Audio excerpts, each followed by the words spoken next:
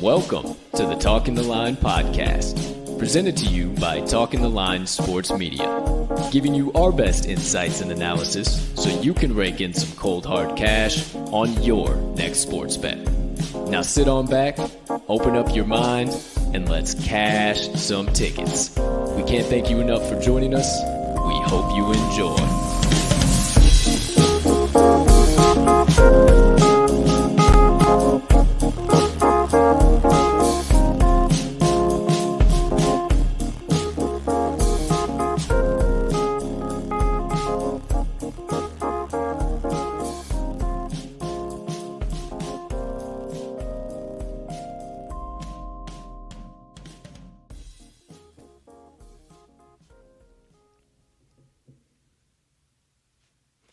Good morning, good afternoon, good evening, ladies and gentlemen, degenerates and gamblers, far and wide. Welcome in to episode number 197 of the Talking the Line podcast on this beautiful Monday of bets, also known as January the 10th, 2022, so you don't have to check your calendar, also known as you know the damn vibes today. Roll damn Tide, baby. It's National Championship Day. You know it's Nick Saban and the boys season. You know the vibes I'm putting down throughout the entire show. Now, before we get into that aforementioned show, a couple things I need you to do. Number one is smash that subscribe button on whatever platform you are currently ingesting the TTL Pod on. If you are watching on YouTube, you might as well hit that notification bell over there as well, so you never miss the start of a live show or any additional content dropping from the crew, maybe like the Wise Words podcast that's coming back this week, dropping on Wednesday, 12 p.m. Central Standard Time. We're actually recording that this afternoon, so first shameless plug of the day out of the way.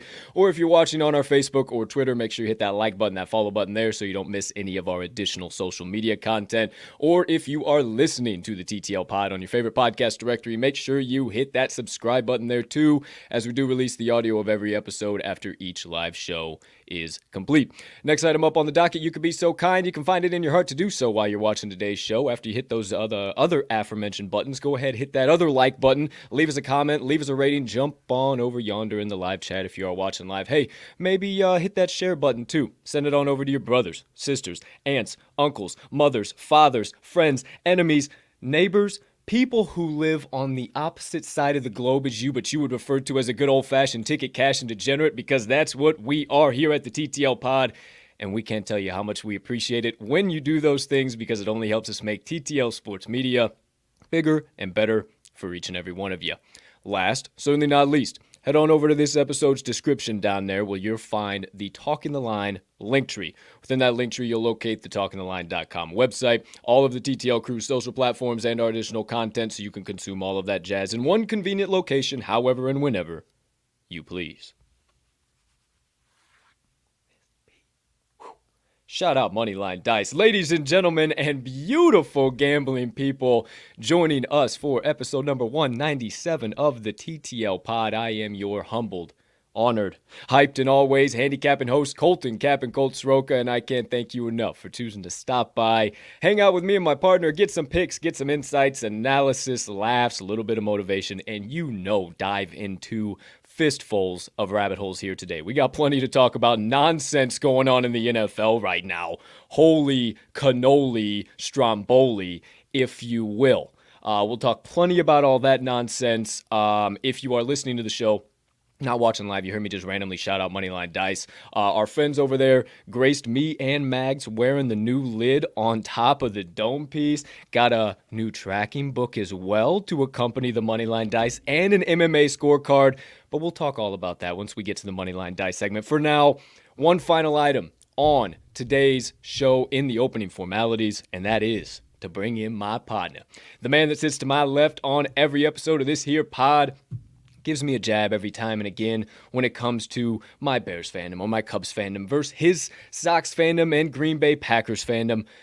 My friends, you know him by now, and if you don't, you better get familiar as the man, the myth, the degenerate gambling legend and around these parts.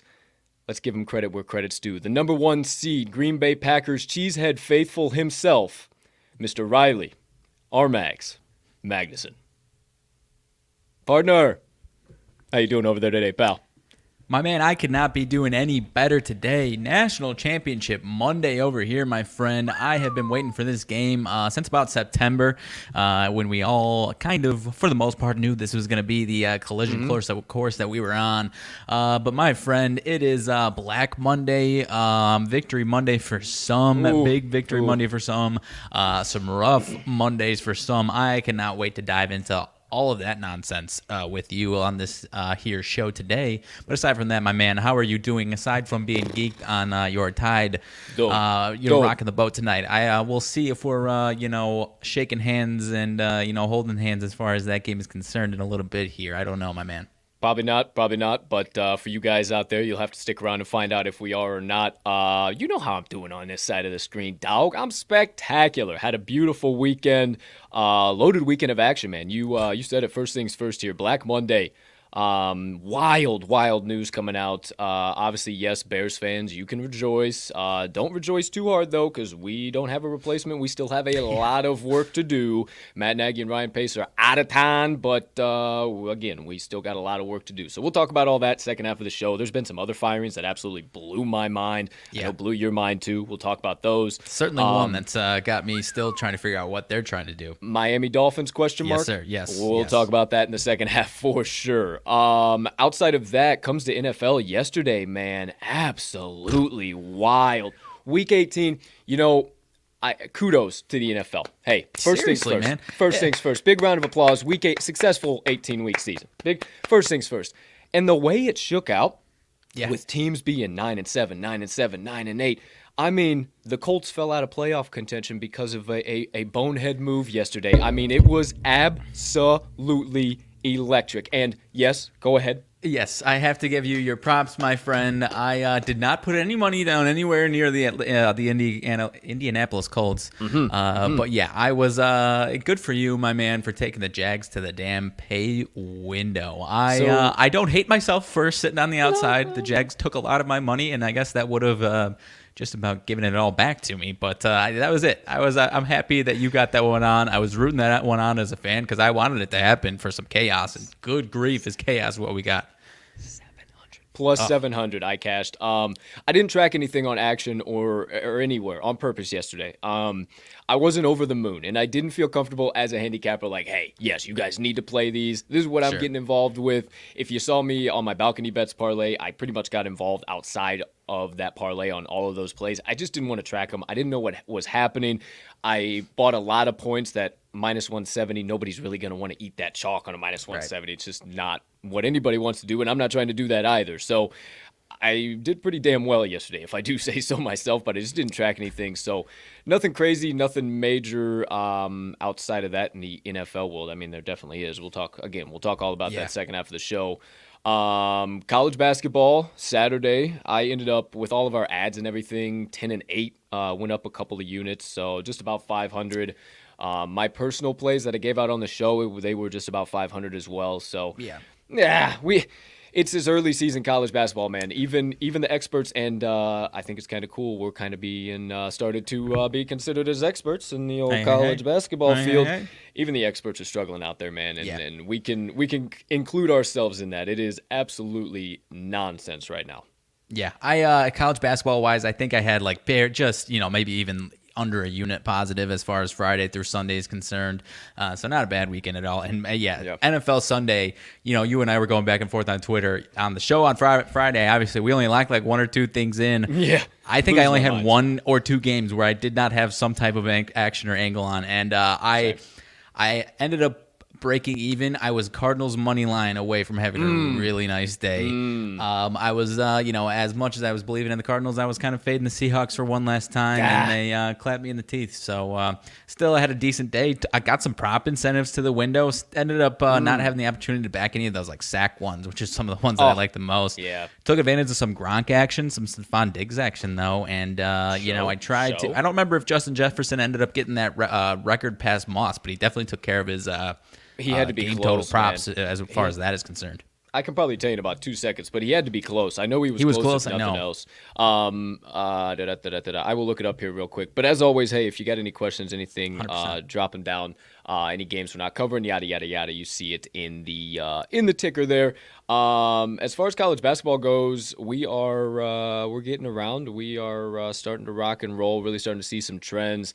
I fell into a couple yesterday. One that didn't all the way bust the balcony bets parlay, lucky number 7 parlay, but it was one of the reasons why I did bust, and I fell into a trap, and I'm glad I actually saw that trap again today, and we're going to play the opposite side, and I've actually fallen into it a couple times this year so far, so pretty doggone excited that I found it. It's actually one of the earlier games on college basketball slate today, so I think we're going to start turning a serious corner here into this week.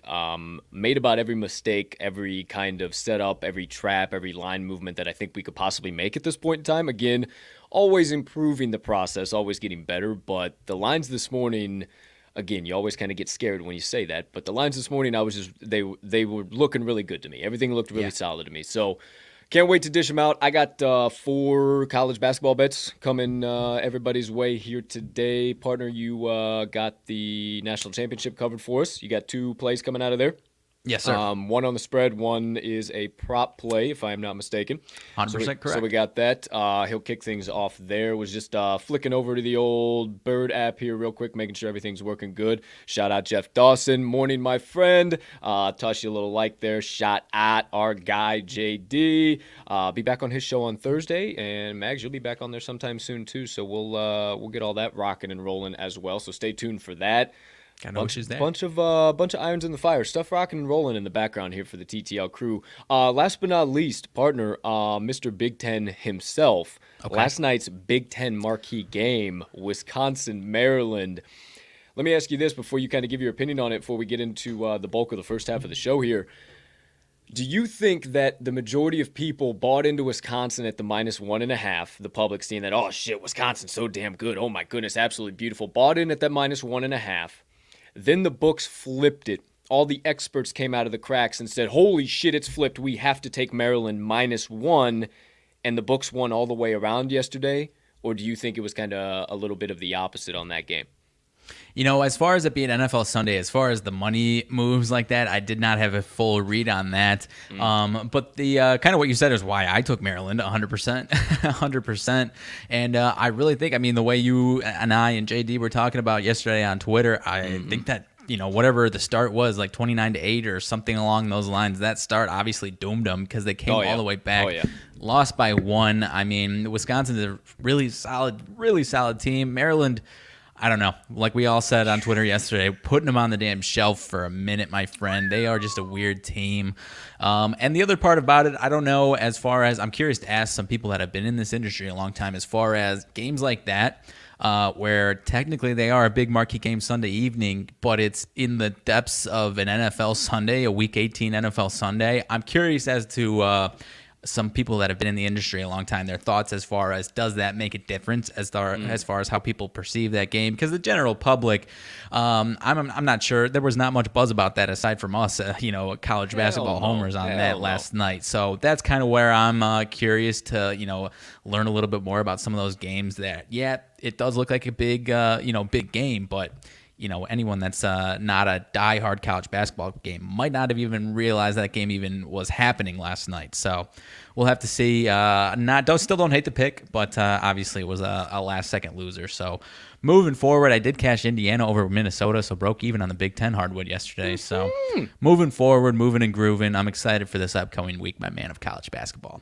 Hey, me too. We got, I was looking ahead a little bit. We got some solid matchups coming up. And honestly, Mid-Major King has entered the chat. I love today's board. There's a lot of college basketball experts that are taking a look like, oh, this board sucks today. It's exactly how they sound. And I absolutely love it. I'm ready to rock and roll. Like I said, got 4 from the college basketball hardwood to dish out.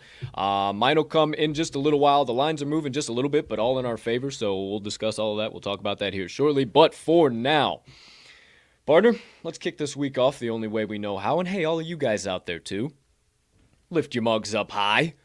To me, to you over there, good sir, and to all you beautiful people sipping the black elixir of the gods on this gorgeous Monday. Let's kick off the week with the sip, and I'll be right back.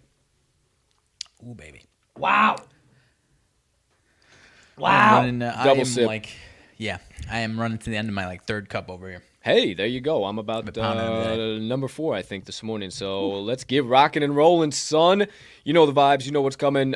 Championship, NCAA National Championship football, Monday, January 10th, 2022. It's time for the first segment of the day.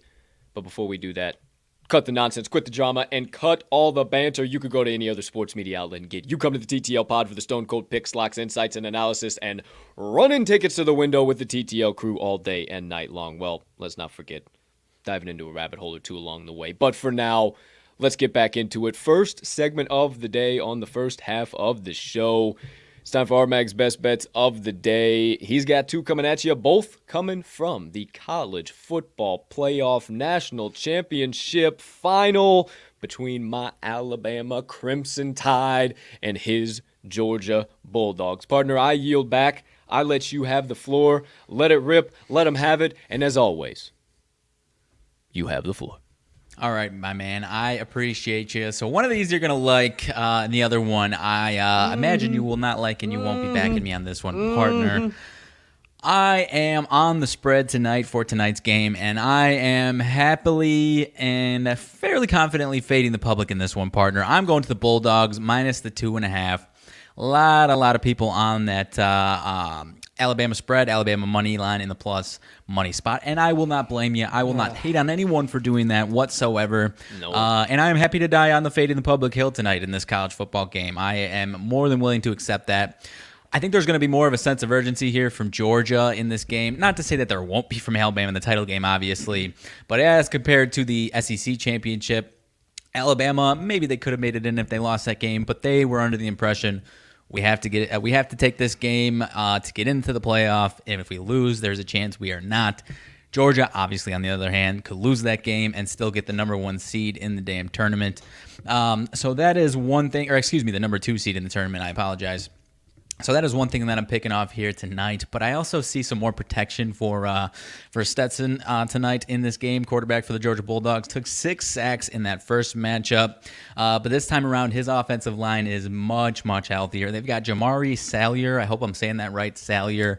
Tackle for the or offensive lineman for the Georgia Bulldogs. He shut down the potential number 1 pick in the draft, Aiden Hutchinson against Michigan, in that semifinal game. 1 pressure in 69 snaps on Salyer was Aiden Hutchinson. So he absolutely dominated him in that game, and I think we see a dominant performance from him tonight.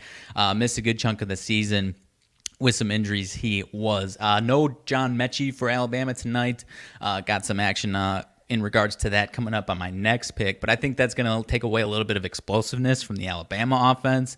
And because of that, I look for Georgia to put a little more pressure here on Bryce Young tonight. And I think we see a much, much closer game with, obviously, my opinion being Georgia taking the close.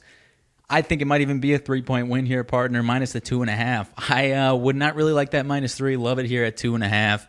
Give me the Georgia Bulldogs. I don't care if you hate me. I'm taking the Bulldogs minus the 2.5, my friend.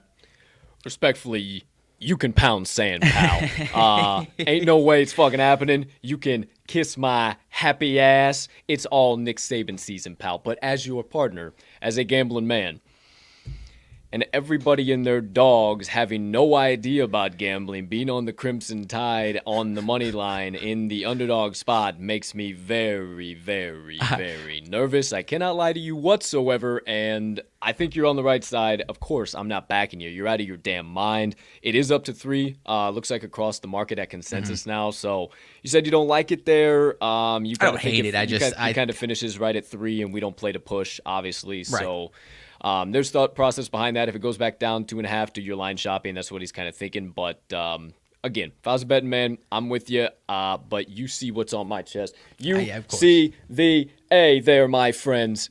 That's where I'm siding with today. But no money on it. I am going to lose enough emotionally in this game. You will be seeing content all night long from your boy on it. Fair enough. I tweeted out, if you are a fan of the Chappelle Show, Dave Chappelle and his crackhead character, Tyrone, that he plays, it's him busting in the room. Is this the 5 o'clock free crack giveaway? And I said, is this the 5 o'clock free Alabama plus money giveaway? Because that's what it feels like. And then you walk in the room and it's a Georgia Bulldog shellacking. That's what it feels like to me, partner. But I do think it's going to be a really good game tonight. Here's the only problem with that is that all the experts, you included in that, but I won't do that, are saying the exact same thing that you are. That's fair. And That's fair. I get it, man. all of the public is saying Alabama. So it's the battle of nobody knows shit, I feel like. And I feel like 100%. If this holds at 3, I feel like this game finishes at 3. I told you pre-show, I think you're a madman for wanting to get involved in the spread. You're out of your damn mind. You got it at 2.5. Potentially they win by 3, but either way, I have no absolute clue. I think the books hold this at 3, and this finishes at 3 one way or the other. So I don't think you should get involved in the spread. Partner, I heard, said, you know what? Maybe I am a little crazy. I don't think I am. This is getting to the pay window. But just in case anybody else thinks I am, I got a secondary play that I absolutely love. I searched high and low, and this is the play on today's board. It has ticked up a little bit. It is moving perfectly. I am still comfortable with where I've seen it at on most books. So, partner, let them have your second best bet of the day. All right, second best bet of the day. You Alabama folks are going to like this one a hell of a lot more, I promise. I am going to Ja'Cory Brooks, wide receiver for the Tide, over 45.5 receiving yards. I saw this in other spots, 47.5. I like this. I like this just about anywhere you see it. Love it up to 50, though. And Ja'Cory Brooks, if you are not familiar, he is going to and has already taken a bigger responsibility and role within this offense with the absence of John Mechie. He's a 6'2 freshman, true freshman. I do believe true freshman. Could be freshman, could be redshirt. Not 100% positive about that. But he is a 5-star recruit. If you do not know this man's name, I believe you will know him tonight. And if it ain't tonight, he can still have a nice performance, and he won't be that huge impact player as far as the entire game is concerned, because his total is pretty damn low at 45.5. This man's going to be on Sundays in just a few short years here for the Tide. Another one in the long line of great receivers over the last few years. He's the next guy. I said 6'2", 190 freshman. This man is a beast. 4 catches, 66 yards in the semifinal against Cincinnati, and that was in a pretty mild passing attack, partner. They ran for 300 yards on the Bearcats. A very concerted effort to pound the rock, and he still picks up 4 catches, 66 yards. You saw what happened in the SEC championship with Bama. Mechie and Jameson Williams had field days, and without Mechie, I think Ja'Cory Brooks has a chance. This one's at 45.5, partner. I don't feel crazy saying that I think this man could be looking for a 6'7", 80 plus, if not higher, type of breakout game tonight, partner. That's crazy. How strongly I feel. Despite how I feel about the spread in this one, I think he's going to be a massive factor in this game. The other guy that could step up beyond him, you obviously have Jameson Williams, the other receiver. JoJo Early is the other guy that has been kind of a depth guy. Kind of proved that he's not going to see the same type of performance that Ja'Cory Brooks was. Only one target in that Cincinnati game. So it appears to me that Ja'Cory Brooks is going to be the guy. This is my favorite play of the entire game here, partner. I like this more than spread, despite how much I like that spread. Give me over 45.5, over 47.5. Wherever you're finding it, I love Ja'Cory Brooks to have a nice night tonight, partner. Big time, son. I absolutely love it as well. We just might have an additional play on Mr. Ja'Cory Brooks here as well on the special play of the day. I don't know. Who am I? What do I know? The only guy that I would see like vulturing any of Ja'Cory's production here today would be Slade Bolden. But outside of that, I'm not really worried about anybody else. You mentioned the SEC championship game, and I mentioned to you pre-show, and I'm glad this is kind of the entirety of your analysis, and I'm glad I kind of said this to you without knowing, is that if I see anything improving today, it's the Bulldogs' rushing attack against rushing defense, against Alabama. They got diced up, sliced like Swiss cheese by Bryce Young the last time, and I think some of these receivers step up, and I think you're on the right one here. It's too damn low, 47.5. I'd take this up to 55.5 for crying out loud. You said 50.5. I'd take this up to 55.5. This is way too low. RMags second best bet of the day. I love it too. I'm with you on this one. You ain't crazy, pal. Ja'Cory Brooks over 45.5, 47.5, wherever you're finding it. For that guy over there's second best bet of the day. Partner, anything else you need to lay down, deliberate about, banter about, anything in between? No, sir. Keep it rocking and rolling. Take us over to, whoever is not over the moon about this college football game. Obviously, everyone just about is, but maybe people are looking for a little side action, as am I. So take it away from me, partner.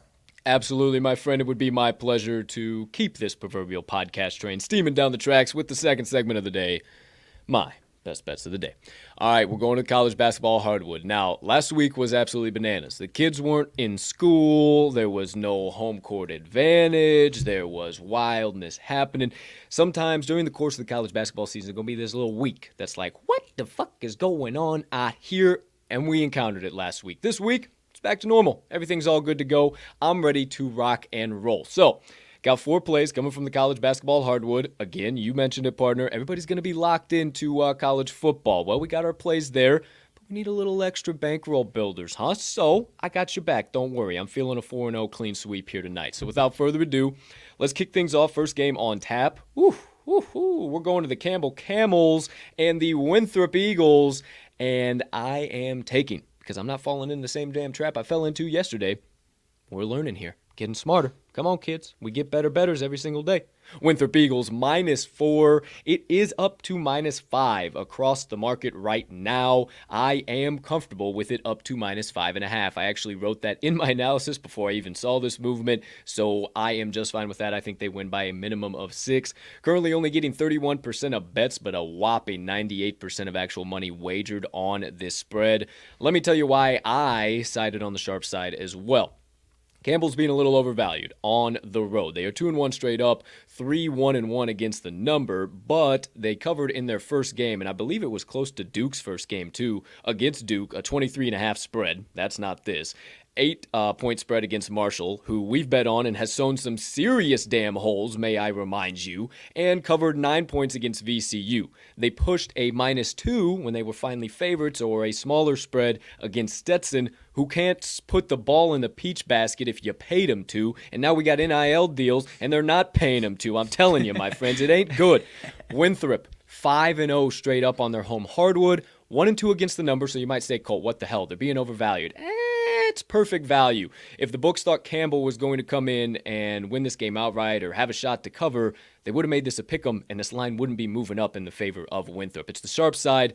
Play on that. That's my opinions, but there are some stats you need to know about. Winthrop offense wins the day. Their last 10 overall, they have scored 78 or more in 6 out of those 10 games. You look at Campbell's last 5, and they are scuffling. They've scored 66 or less in 8 out of their last 10, actually. Not their last 5, their last 10 overall. Same comparison there, but not even close to the same offensive production that the Eagles have been putting out recently. a little bit deeper into offensive splits, Winthrop's averaging 77.7 points per game, 30th in effective field goal, 71st in 2-point percentage, and 29th in 3-point percentage. True in the nation, they're 34th in 3-point percentage overall. I think that's the difference maker here today. Their top three scorers are averaging 39.5 points compared to Campbell's 33.8 points per game. Top three scores for them as well. I think it comes down to the offensive side of the ball here. Honestly, everybody kind of wants to talk about Campbell's defense and yada, yada, yada, but they just haven't played the quality of opponent that Winthrop has, and I think that really shows here today as to why their defense might have some holes. Winthrop has played the 65th ranked strength of schedule per KenPom. Campbell, only the 266th. Big old gap there, my friend. 201 spots, and I'm playing all into it. But you don't believe the stats. You don't believe what goes on inside of my goofy-ass head. Believe the trends. Winthrop, 6-1 ATS last 7 Monday games, 19-9 ATS last 28 versus a team with a winning straight-up record. Campbell, 1-4-1 ATS last 6 overall, and Winthrop, 4-2 ATS last 6 meetings with Campbell. Hold on, it gets better. 9-1 straight up last 10 meetings with Campbell. Hold on, it gets better. They failed to cover a -4.5 and a -5.5 just once in the last 10 meetings with Campbell. Winthrop absolutely owns the Camels over the course of history. It continues today. Pure domination. Buy in to the Winthrop Eagles, -4, -5.5. First, best bet of the day.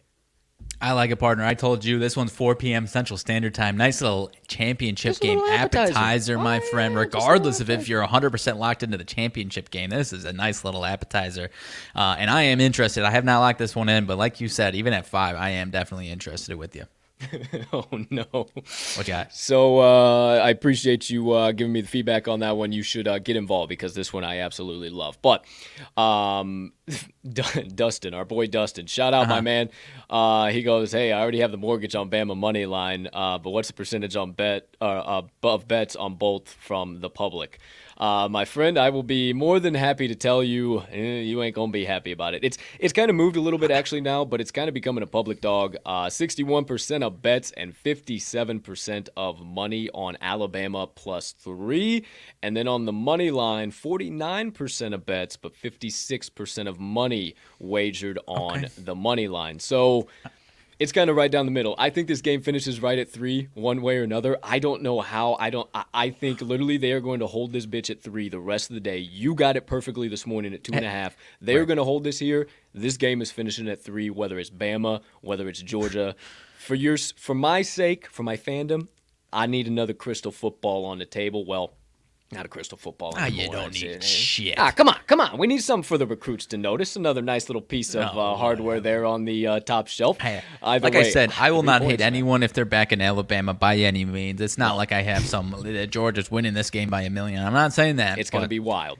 Yeah. So that's why I stayed out, and I'm going to use my mid-major as much as you called me a expertise. madman, I think I would say you might be a madman if you're, maybe not. I don't know, man. Don't get me down this rabbit hole. I talked myself one way back and forth the last month. I am firmly on the Bulldogs. Hey, it's all good. It's all good. Here we go. All right, on to the next matchup of the day. I absolutely love this one. Going to the matchup, Patriot League matchup between the Army Black Knights and the Colgate Raiders. Now, my friends, a couple things I need to tell you about, because if you look at the money splits right now, you're going to say, oh, wait a minute, Colgate is the sharp side. Say, hold on a minute. Line opened up at +-8. Quickly dropped down to 7.5 this morning as I'm looking at it. I throw it in the bet slip. I look at DraftKings. I'm on FanDuel locking it in this morning. I look at DraftKings. They are offering Colgate -7.5 at +100. They don't do that. They just don't do that if that side's going to cover. They just, point blank period, don't do that. By the time I had gone through a couple more games out of the rest of my slip, I come back and this sucker had already ticked up to 8.5, 9. So what I believe happened, my friends, is that they were seeing the book saw that the sharps were saying, fugazi, nonsense, you're out of your mind, we're not +100, are you crazy? Especially on a low-volume game like this on National Championship Monday, on DraftKings Sportsbook, one of the biggest public books there is out there. Something to think about a little bit there. But there is a little bit more to it than I just think this is a setup for Colgate. If this was last year, we'd be all over the Colgate Raiders. They were a dominant team. They were a good tournament team, but this is not the same team at all. They are pretty doggone bad this year, actually. 4-10 straight up, 3-9-1 against the number. At home, they haven't been bad, 3-1 straight up, 1-1-1 against the number. Oh, wait, maybe they have. They've only played Northeastern, SUNY. I think that's something New York, Sunny Polytechnic. I have no effing clue where that's located. Niagara and Columbus. So if you want to buy into that, go right on ahead. 1-1-1 against the number. I don't think they're covering 8.5 or 9 here today. I think what happened is the book saw they were getting killed on the sharp side, the plus 7.5, and they said, oh my gosh, we quickly have to put up some fast line movement to get all the money back on this side, and that's what they did. And I think it's just fugazi, and people are buying into, oh, right under the key number 10, right at 9.5, key number 10, here we go. Don't buy into it. Army's playing damn good. 9-6 straight up, 8-4-1 ATS overall. It might be 2-5 straight up on the road. I think that's where you're getting this number from. They scuffled a little bit to start the season, but they are back to dominant. I don't know what this Black Knights team has been recently, but they are playing damn good, and I'm all over them. A couple keys here. This is a Patriot League game. Army is 3-0 straight up in the Patriot League, so even if they don't win this game outright, I don't see them getting absolutely destroyed. They've been able to handle Patriot League opponents with ease so far this year. Colgate has not. 0-1 straight up in their lone conference game. The books are valuing Army based on last season, and my friends, do not buy into that. I'll tell you a little bit about the last few meetings between these two teams here shortly that I think is going to blow your mind. Number one, this is going to come down to hustle stats because offense and defensively, they're pretty similar. Turnovers, you got to kind of look a little bit deeper than the surface. You got to go into the Patriot League, and I looked into Patriot League numbers, and I couldn't believe my eyes.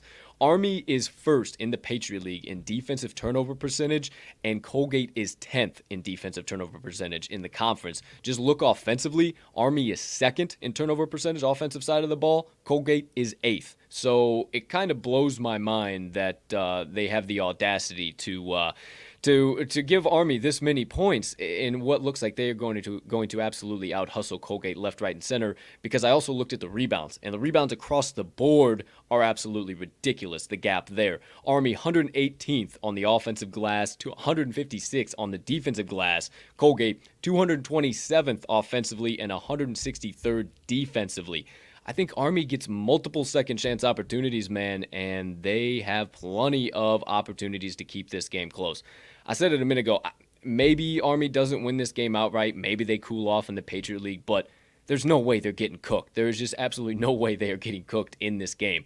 But if you don't believe me, believe the trends. Army, 4-1-1 ATS last 6 following a straight-up win of 20+. No letdown spot detected. 4-1 ATS last 5 Monday games. They don't have any hangovers from the weekend. 5-2 ATS last 7 following an ATS win. They keep it rolling. Colgate, 0-5 ATS last 5 overall. It ain't a trend breaker today, folks. 0-4 ATS last 4 versus a team with a winning straight-up record. 1-6-1 against the number their last 8 as a favorite.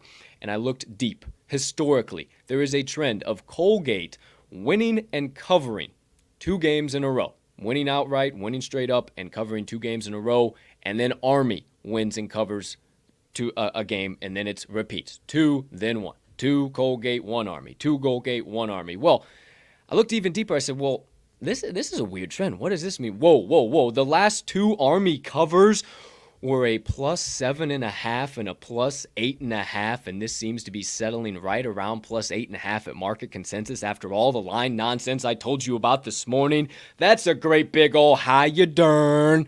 So I'm siding with for my second best bet of the day. The Army Black Knights caught him at plus 9. I'm cool with him at plus 8.5. This might get back down to plus 7.5 before tip-off. So buy in early, buy in often. I love it. Second best bet of the day. I like it, partner. I like what you mentioned about the odds pricing there as far as what DraftKings does. I see that from time to time, and my eyes light up in the fade perspective because we both do it as far as stock and DraftKings. But that is one thing that, especially when I'm making my case, I'm like, okay, I feel like I'm on the right side for sure here. Sitting at 8.5 over here on DraftKings now. So I think you're on the right side with this one. Yeah, so they were giving it plus 100 at minus 7.5, and then they made it harder for them to cut. Yeah, that. Yeah, for sure. Okay, for sure. Sounds good. Next matchup, going to third one of the day, going to the SoCon, my friends. You know this is my conference when it comes to mid-major ball. I love the Southern Conference. A couple of key things here before we get into it. We actually just cashed a ticket on this team, and I think this is when they start rolling. So without further ado, we're going to the matchup between the Wofford Terriers and the UNC Greensboro Spartans. And we are going back to the Wofford Terriers -3. We cashed them this Saturday, actually. Hope you tuned into Cup of Joe on campus, live every Saturday, 8:30 a.m. Central Standard Time. Point blank period, the Terriers wake up come conference time, and UNCG is being just a little bit overvalued here, especially on their home hardwood. They really have not played anybody at home. Well, one team, but I'll mention that. Played NCA&T, don't care. Copen State, whatever. North Carolina Wesleyan, woohoo. Vermont, okay, they've been a good team. I can get down with that. They did win that game, but Vermont was a little shaky. Elon, I don't care about that whatsoever. Then Furman, they lost against Furman. Furman came in, quality opponent. They lost 54-58.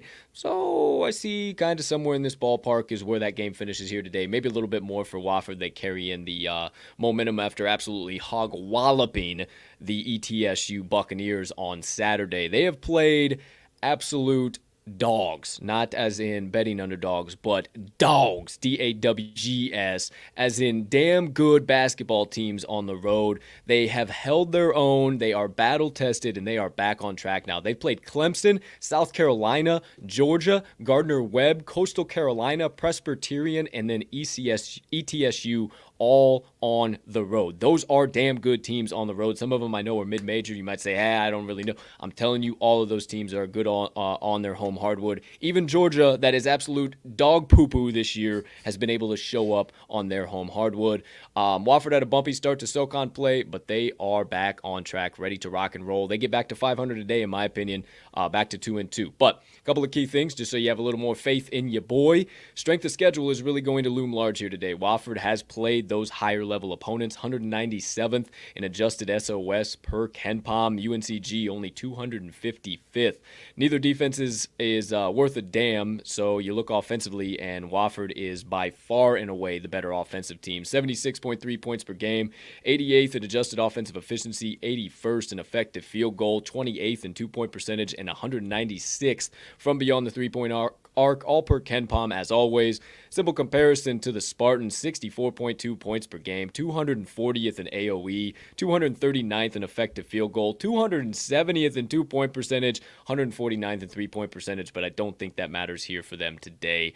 It's going to be close on the boards for both teams, offensively and defensively. I'll be really interested to see who wins that battle, but the turnovers are all Wofford, and if I really like either battle being won, I tend to side to the turnover battle. Wofford is 107th in offensive turnovers and 42nd in defensive turnovers per KenPom. Simple comparison, again, to the Spartans, 329th in offensive turnover percent and 325th in defensive turnover percent. That's easy peasy. You see the edge there. Everything backs it up. Come with me to the Terriers -3 for the SoCon matchup here today, but you don't believe all of that. Believe the trends. Wofford, 8-4 ATS last 12 as a favorite, 4-1 ATS last 5 road games, 4-1 ATS last 5 as a road favorite. UNCG 1-3-1 ATS last 5 following an ATS win, 7-3 ATS the last 10 meetings is the road team between these two teams. The favorite is 18-7-1 ATS the last 26 meetings.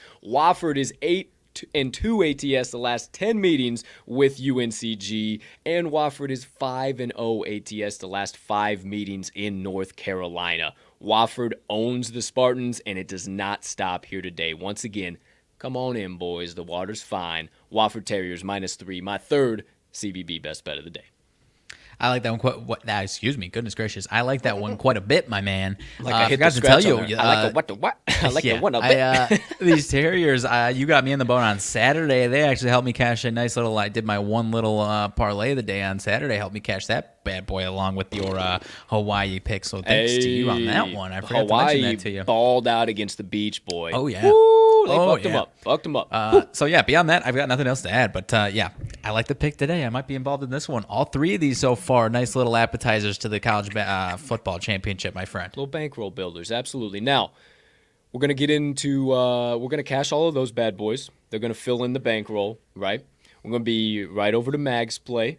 Maybe you see it go to the 3. Mags says, hey, B10 of you say that's all right. We're going to go to the prop from Mags. We're going to cash that bad boy. And then after we cash that in the first half, we're going to be sitting back and you're going to say, shit, I wish we had something else to cash right now. Well, you're in luck because I got one more college basketball play to bring to you for a little afternoon, late evening sweat, actually, if you will. Say afternoon. grab late afternoon for the people over there, but for here it's late evening for us. Fair. Grab your nitroglycerin pills. Get your coffee if you're in the Midwest or definitely on the East Coast, because we're going to the matchup Pac-12 between the Oregon Ducks and the Oregon State Beavs. And my friends, you might think I'm crazy, but we're going to the Oregon State Beavers plus 4.5.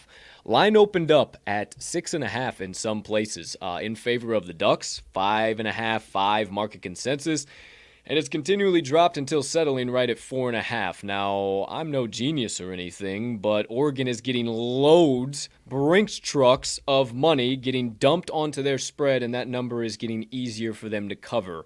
Again, I'm not a smart man, but I know what a setup is, and that's a fucking setup there, my friends. Lieutenant Dan, ice cream. Neither team is good at all, my friends. They are terrible. Home and away splits kind of tell a little bit more of the story. Oregon, 0-1, straight up and against the number so far this season. They've only had one road game. This being number 2, I think that is key critical. They have not been tested on the road yet. Even though Oregon's 3-5 straight up, 2-6 against the number at home, they've just been overvalued. Don't worry about them being a dog. They've been like 15-point favorites, 20-point favorites. They're just playing a perceived better team in Oregon, and I think Oregon State might start to figure some things out here. I'm not saying they're, hey, this is the tournament team, Oregon State Beavers all of a sudden, but I think in this game, they might start to figure a few things out here. Number 1, thing's going to be big for me is tempo. Oregon State's going to speed it up just a little bit, and I think they're going to control time of possession here today. 203rd in adjusted tempo per KenPom. Oregon is only 305th. Oregon State is also a little bit more deep on their bench. They have a little stronger bench, actually a lot more stronger bench. They're 25th in depth or bench rating per KenPom, where Oregon is only 240th. So worse than 200 spots worse for the Ducks. I mean, I don't know if anybody's getting tired. I don't think it's going to be the Beavers here today. And then finally, I think after this early season scuffle, the cohesion of the Beavers is finally going to start to shine through. They are 125th in minutes continuity per KenPom. Oregon is only 311th. I think we see the Ducks struggle here today. Both teams are pretty damn equal, and also pretty damn equal in Pac-12 play. They're both 1-2 straight up and against the number. They're identical, and you're telling me the in-state rivalry between the Beavs and the Ducks, and you're not going to take the points? You're out of your doggone minds, my friends, especially with this line movement. But you don't believe me. For the final time here to kick off my Monday card, believe the trends.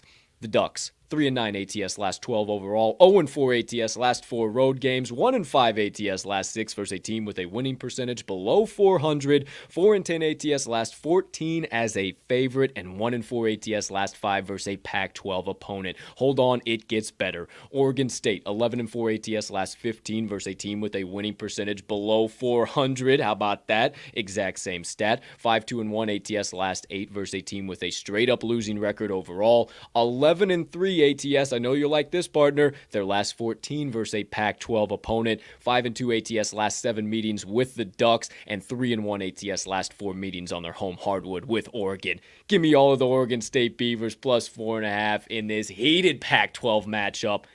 Close out my college basketball card of the day.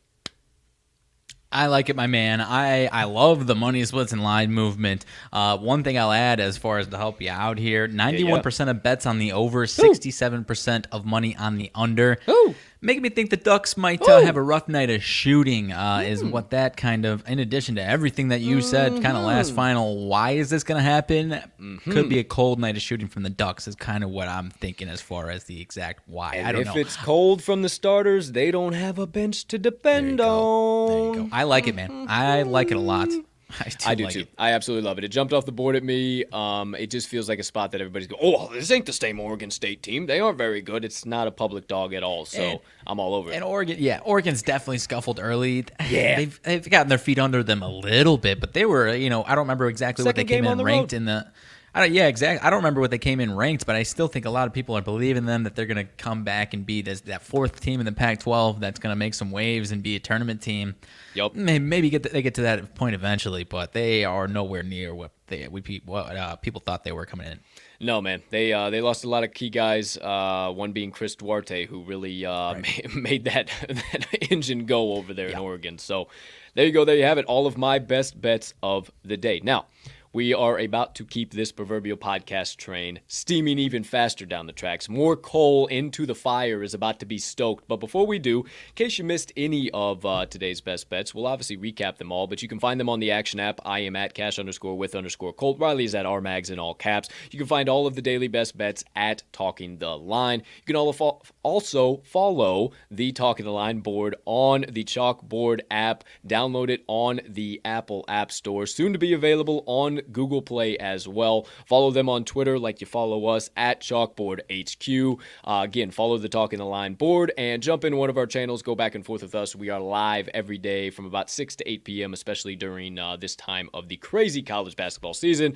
And then you can go to talkingtheline.com/today's-best-bets. You'll see all of our best bets there. You can actually bet on them right from our homepage. And you can also see live lines and odds and bets from your favorite sports book right from talkingtheline.com. We make it nice and easy for you, all right there. So there you go. There you have it. As always, free plug to all of our good friends, partners, everybody that helps us put out our additional content. Let's keep it steaming, my friend. Third segment of the day. Monday Madness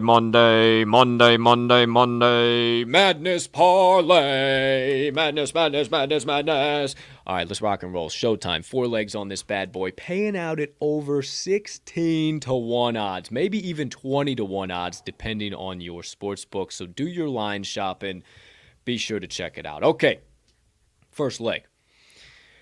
First 2 legs, actually, we're going to college basketball hardwood. First one, we're going to my partner's conference, the SWAC. Oh, baby. The Southwestern Athletic Conference, if you will. And we are taking the Alabama A&M Bulldogs +1 against the Jackson State Tigers.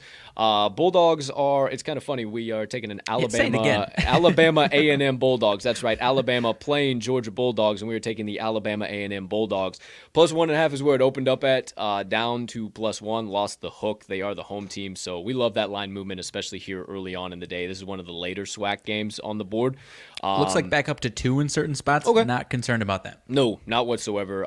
Fine with that as well, but we caught it at +1.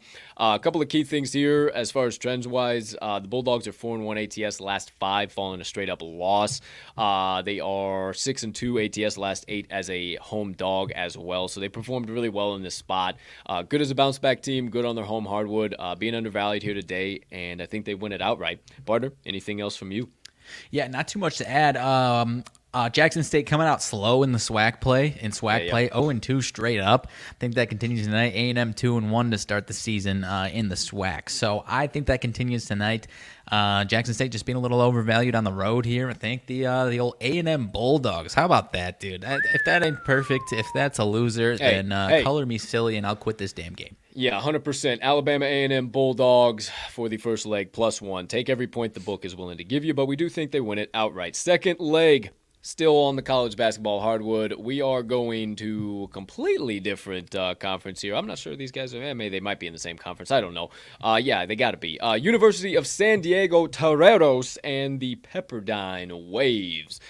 I love the Pepperdine Waves last night at -2.5. This son of a bitch shot up to -4 this morning. Yeah. I say, woo! I don't know if all the value's in it there, but still like them. Partner said, hey, well, it's still on a parlay. We can get a little bit of value out of them. Why don't we just take the money line? I said, well, aren't you just the smartest gambling man I ever met in my whole damn entire life? -170, -180, somewhere in that ballpark are the Pepperdine Waves. But just to kind of solidify it, there are some really solid trends here for them.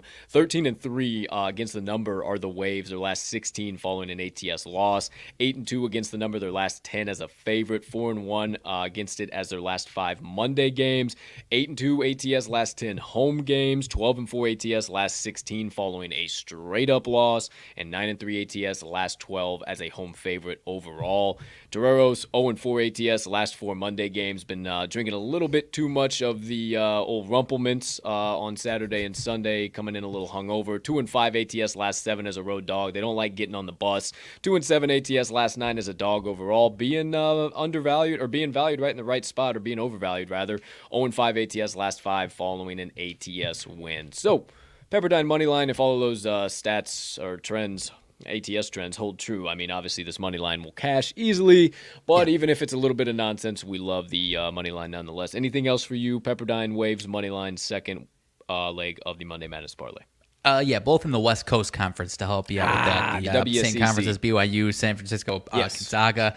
But Pepperdine, don't be fooled by That's my exact problem. That's my, quick rabbit hole. That's my exact problem with fucking the Gonzaga Bulldogs being in the WCC is because there is the USD Toreros and the Pepperdine Waves in with them. Do you think they are going to hold a candle to them in any form, shape, or fashion? No. Please continue. I digress. And speaking of, what did we most recently see? Pepperdine, they got their ass clapped by the old Gonzaga Bulldogs. So people think they stink. No, that's pretty standard for Gonzaga going up against the anyone not named BYU in San Francisco. But nonetheless, don't be fooled. My main point here is don't be fooled by the straight-up record. 7-7 for San Diego, 6-10 for Pepperdine. Pepperdine's played a really tough schedule. Don't think they're quite the team that we loved last year, partner, but I do think they will even out, and I think they'll cover. They might be a profitable team in West Coast Conference play. I agree. I am interested in the -4 as a straight play, but I love the money line on this one for sure. Show enough. There you go. Pepperdine Waves, money line, second leg, Monday Madness Parlay. Third leg, keeping the Jordans on, but upgrading a little bit, if you will. Going to the NBA hardwood, matchup between the Milwaukee Bucks and the Charlotte Hornets. This one stinks to high hell, and we're thinking that a few people didn't pay attention what happened to over the weekend, and they're going to come in here way too hot, overvaluing the Milwaukee Bucks. So we're taking the Charlotte Hornets +2, or however many points your book is willing to give you. As always, a couple key trends from me before Mags kind of tells you about this previous matchup that they just played against each other. Milwaukee starts weeks off slow, dude. They are always traditionally due 3-7 ATS last 10 Monday games. Okay. And right now, Charlotte is cooking, my friend. 6-2 ATS last 8 games overall. 13-3 ATS their last 16 on their home hardwood. 7-1 ATS last 8 as a home dog, and 4-1 ATS last 5 following an ATS win. They're also 12-4 ATS last 16 playing on 1 day's rest. Now, before you take it away, partner, I got the head-to-head trends too here, but I believe these two teams just played each other. It was in Charlotte. Milwaukee didn't get back on a plane and fly back to Milwaukee and then say, oh shit, we got to get back on a plane again and fly back to Charlotte. They probably stayed in some hotel. You probably don't want to be playing this game after you slept in. I don't care what suites you got. There's no bed like your home bed. You know what I'm saying? All they're trying to do is get on the court, put a couple of balls in the peach basket, and get the fuck out of there. So I don't think they're going to be ready to play this, the Milwaukee Bucks. But before you take it away, one more. Bucks 1-6 ATS last 7 meetings and 1-8 ATS last 9 meetings in Charlotte. Oh, I did not know those ones. Ooh, I like those a lot. Yes, sir. What I am coming to the table with, friends, so the two biggest names that you know are going to be present tonight, Giannis Antetokounmpo and Chris Middleton. Also Bobby Portis, but beyond that, partner, everyone else, just about everyone else that matters is not going to be playing. Drew Holiday is out, extremely important in this matchup with the Hornets. I don't want to say, obviously Giannis and Middleton are the two most important players, but in this matchup specifically, all these other guys, like if you put the Bucks up against a different team and you had Giannis and Middleton and whoever else, might stand a chance, and of course they stand a chance tonight, but without these cards against some of these Hornets stars that they have on their side of things, I mentioned Drew Holiday, Pat Connaughton is out, George Hill is out. They started Jordan Nwora and Wes Matthews on Saturday night, combined for 12 points between those two. Their entire bench put 5 points in the basket on Saturday night, partner, or whichever night it exactly was. And I think we're going to see a similar performance. You got Giannis's brother playing, okay, he only played a few minutes, but you got Rodney Hood and Langston Galloway playing about 18 minutes each, got 0 points. Rodney Hood was a minute away and one rebound away from being that classic stat where you got 0, 0, 0, 0, 0, 20 minutes, 1 minute. He had 19 minutes and one rebound. Otherwise, he would have had his own stat like that. But basically what I'm saying is it's Giannis and Middleton and anyone else that you want to put out there. It doesn't matter. Bobby Portis as well. Love Bobby Portis. Shout out. Bobby P for sure. Shout out. But this Hornets team is going to take advantage of these holes upon holes that the Bucks got tonight, partner. So I think they went out right again, but love the extra insurance getting them playing a second time here, consecutive games. 100%. Take every point they're willing to give you. But we were just up in Milwaukee a few months back, and they built that beautiful stadium. They got their the old wonderful Fiserv Forum. Yeah. They got their new piece of hardware to sit out there in the main concourse, and now the wheels are falling off. I hate to say it, Bucks fans, but I don't think Milwaukee is going to be making too deep of a playoff run this year. But hey, call me crazy. What do I know? Who am I? Wrapping it up. But like you said, I don't think people realized what happened on Saturday night, and I don't think they just see Giannis and Middleton and they say, okay, Bucks, easy money. We're good. Here we go. Showtime. Do not buy into it. Take every point with the Charlotte Hornets. Third leg, Monday Madness Parlay. Now, I said this was a 4-legger, so wrapping it up with the fourth and final leg on the Monday Madness Parlay. Going back to Mr. Ja'Cory Brooks. But we're not going to any receiving totals, any rushing totals, anything like that. We both believe with a burning passion that he is finding the sacred side, the end zone, the spot on the opposite side of the goal line, whatever you want to refer to it as. So for the fourth and final leg, we are taking Ja'Cory Brooks. Anytime touchdown score at plus 200 odds, plus 250. It's dropping, it's moving. It is in our favor, my friends. We absolutely love it. If anybody's going off, it's Ja'Cory Brooks. He's had 3 touchdowns this season. Nothing crazy, but he's really starting to show out here towards the end of the year, like Mag said in his analysis. And if anybody's making an impact, stepping up for Mechie here today, I do think it's going to be Brooks. So any final closing thoughts on the final leg, making that entire 4-leg parlay a plus 1,607 odds payout, maybe even close to plus 2,000 odds payout, depending on your book? Yeah, most definitely, dude. I mentioned 6'2", so in addition to he can get it done from anywhere. He's a goal line threat as well. One thing I like to look at as far as odds movements, as far as touchdown scores, partner, he's plus 200 on FanDuel. That's been coming down. DraftKings doesn't really move their odds once they set him, especially day of. Still sitting at plus 275. I put a straight wager on this man at plus 275 to find the end zone, man. FanDuel's dropping it down because I imagine people are pouring money on him. DraftKings says, take our money. We don't give a shit. So I love it, man. It is over 2,000 this parlay on DraftKings, and that's where I'm playing this sucker, about 2,100 odds. So I love this man to have a huge night. I can't say enough about how highly I think he's going to be tonight. I might have to sprinkle this one on DraftKings too, because I sprinkled this one on FanDuel. Might have to, because all my bankroll is on FanDuel right now, so I might have to take a little bankroll out, toss a little on DK to bankrupt them too. Plus 2,000 first TD score, my friend. Oh my god, plus 2,000 you said? Plus 2,000. I love it. I love it. We might have to talk about that in the second half of the show. We'll get into a little bit more nonsense into the national championship for sure, second half of the show here. But before we do, as I'm throwing my doggone chapstick all over the place here, all right, let's recap all of today's best bets of the day coming from the TTL crew for this gorgeous January 10th, 2022. You thought I forgot? No way in hell I would ever. Before we need you to rip out your sports books, pull out your paper and your pens, or maybe your pencils if you're a mistake-prone human being, or whatever mode, method, or means you utilize to take stock, note, or form of the TTL crew's best bets of the day, because as I bring in my partner, it is now time to recap all of our best bets of the day for this gorgeous Monday of Bets. If you'd be so kind to turn your attention all the way to the top left portion of your screen, you see RMags picks. He's got 2 coming at you, both from today's national championship game between the Georgia Bulldogs and the Alabama Roll Tide Crimson Tide. He's taking the Georgia Bulldogs minus 2.5, would be a little more tentative around minus 3, and he's taking Ja'Cory Brooks over 45.5 receiving yards. Do your line shopping, but he is comfortable with that, up to 50.5. Turn your attention attention to the right top portion of your screen. The Mid-Major King has now entered the chat. A little extra bankroll builders appetizers to the national championship, if you will, from me tonight. Taking the Winthrop Eagles -4, the Army Black Knights +9, the Wofford Terriers -3, and the Oregon State Beavers +4.5. You see above us, you know we always bring you a little extra juice. Special play of the day, Monday Madness Parlay, 4-legger paying out at over 16-1 odds. You will find the 4 legs as follows.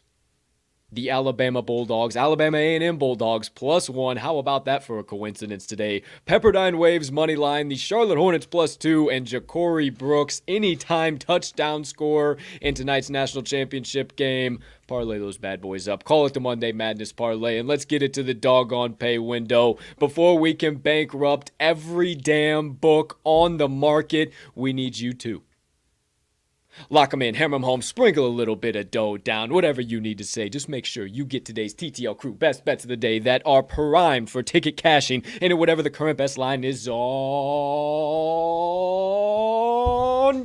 your favorite sports book.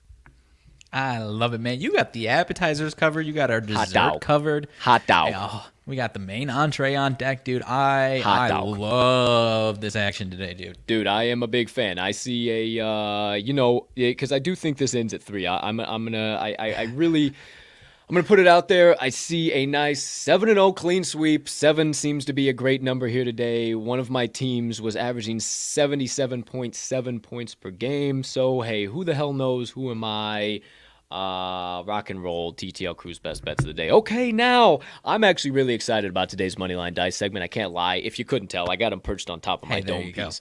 But I got some other stuff I want to show off, want to talk about, want to give the fellas over there some love. So without further ado, Moneyline Dice roll. You see it on the screen. Alk/Alst. That would be, without further ado, as actually pretty coherent. Yeah, for sure. As opposed to whatever the hell you do usually. Alk and Alst. This will be the Alcorn State Braves and the Alabama State Hornets. Today's Moneyline Dice roll of the day. They are live on set, ready to rock and roll. So, hey. First things first, partner. You haven't got yours yet, but I do believe this hat is going to be one that is going to be all right for your big old noggin. Oh, I love it. This one. Hey, check it out.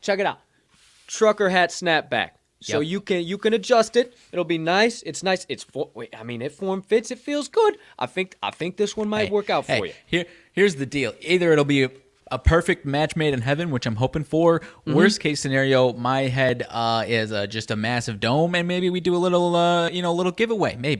Maybe, or you check. But I'm hoping it fits well. See if it fits old Paige's noggin. What do you know about that? Oh, that works too. Hey, maybe it fits her noggin. Yep. Maybe she likes that action. Who knows? Yeah. Who knows? That's a good move. So, because that is not that I didn't think it was going to look nice. It is 10 times nicer than what I was honestly expecting. Crispy as fuck, dude. I kept looking at it on their site, and I was like, I got to talk to the boys. Like, hey, what's up? I'm always rocking a hat. They're like, yeah, we got you. I open up that fucking box, and I said, oh, my child, please. I mean, I about had to put on sunglasses. I fucking turned the lights off. I said, goodness gracious, that fucking thing is shining right now. So, without further ado, a couple things I want to shout out. We got today's roll, obviously, home and away, wild card roll, and the money line and ATS, wherever the hell that is. There we go. All right, those dice are ready to rock and roll. Now, partner, you got your own too, little tracking book. Sure. Send us a couple of tracking books over. So we'll go ahead and we'll track everything now. It might be a little bit too bright, but you can see we'll track everything all the way down and through. We got the pick, the odds to win, event date, event time, and some notes. So maybe we can just write in Mags thinks this play is bullshit, F the dice. Whatever the case might be, we'll just write it in there. So there you go. There you have that. As well as, you know me, I'm about ready to cream my jeans come Saturday, dude. MMA scorecard for your boy. Yeah. MMA scorecard. I repeat, it's a fucking code red. We have an MMA scorecard. Oh my gosh. I am going to be sitting on the edge of my couch just fucking Bullshit. I had it the other way. I cannot wait to be able to utilize this. Thank you, Moneyline Dice. Shout out. Been utilizing the dice for so long. We've had the segment forever, and Yes. we've been partnered with them forever, and they just sent us some merch out of the blue. Appreciate the hell out of them. So there you go. There you have that. Can't wait to be able to utilize that. We'll start utilizing some of it here today. If you want your own stuff, we got a little hookup for you as well. Go to moneylinedice.com. No merch is off limits. Toss whatever you want in the cart. Enter code TTL10, TTL10. You see it down there in the ticker. You get 10% off your first order. Moneylinedice.com. Go support our friends over there. They have a solid quality product on top of their featured product, the Moneyline Dice. Okay, partner. Enough from me. Enough plugging.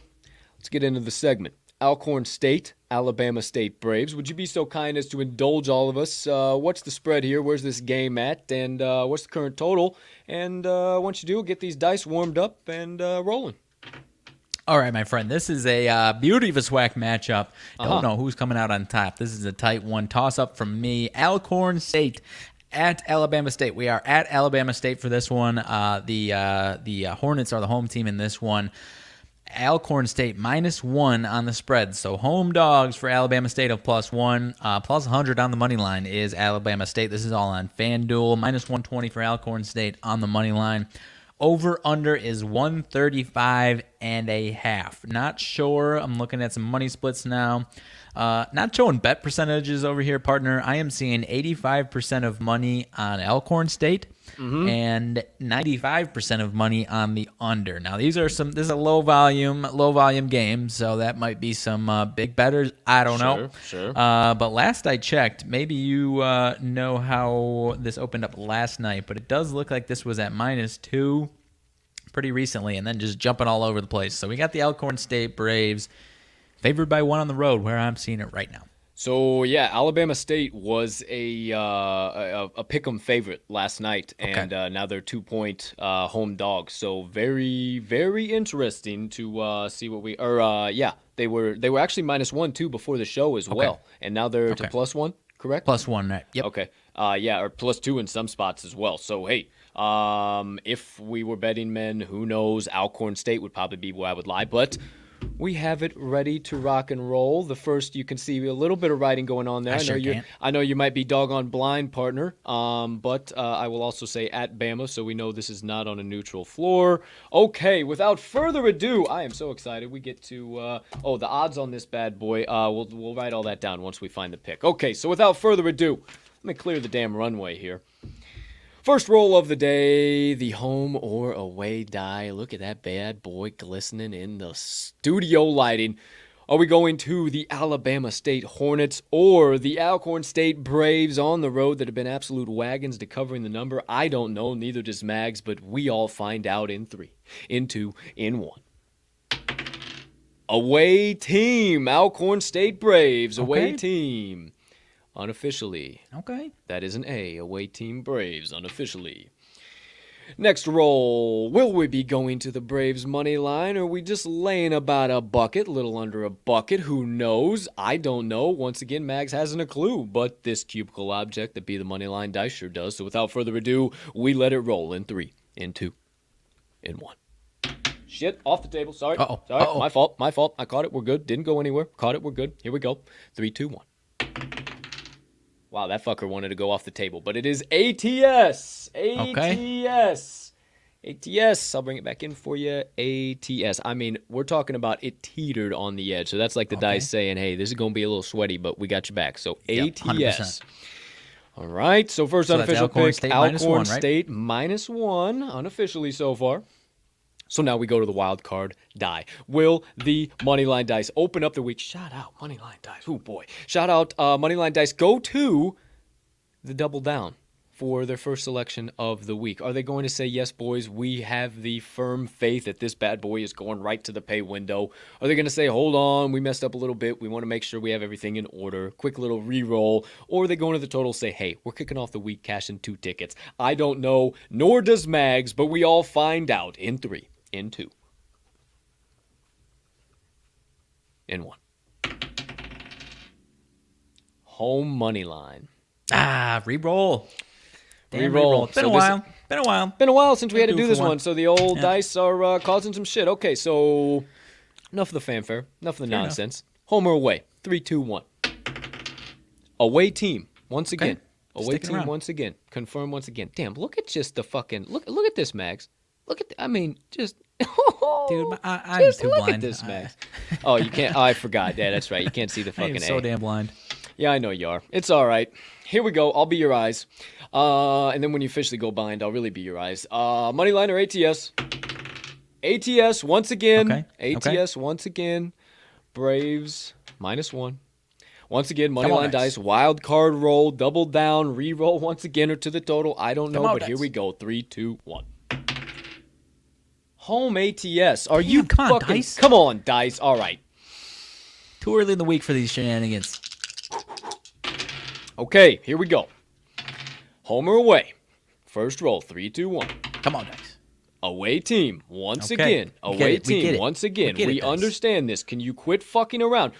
I literally gave you FaceTime with all your additional products, and I'm wearing your shit on top of my dome. You don't need additional FaceTime, please. Moneyline or ATS. ATS, once All again. right. Okay, Come on, Dice. spectacular. Come on, Dice. It's Here we go. Here we go. Enough nonsense. Wild card roll. We all find out in 3, in 2, in 1. Away, ATS! Hey, double and down. All right, Dice. Oh. Appreciate you. For the first time this -1. week, and after a little bit of shenanigans, I love you, Dice. The Dice have spoken! If you want to guaranteed take 1 ticket to the window here tonight, no questions, no qualms, no queries, none of the bullshit, not per me, not per Mags, per no living, breathing, heart-beating human being here on this planet, but per the all-knowing, ever-present, ever-powerful cubicle objects that be the Moneyline Dice hammer in right here, right now. The Alcorn State Braves, -1. Okay. Like I said, I was torn, 100% torn on this one. Thank you, Dice. Thank you, Dice. Thank you, Dice. Dude, why? You know what I was thinking? This is a What's that? SWAC, Southwestern Athletic Conference. Sure. Why the hell are they Southwestern Athletic Conference? All these teams are Southeast. Florida, Georgia, Alabama, Mississippi. I think like Texas, Arkansas is like the most Western they got. You know, that is a very, very All these other interesting Southern and synopsis there. Southeast names are just taken. They can't be the SEAC. Well, I don't know. Maybe you should Hey. call somebody up. Where's the damn conference office at? Where's conference I HQ? guess. Call somebody up and tell them Probably how fucking pissed off you Alabama. are about it. Yeah, probably. Probably All right, in Alabama. -1, getting the juice all over everywhere. -114. Bingo, bango, zingo, zango.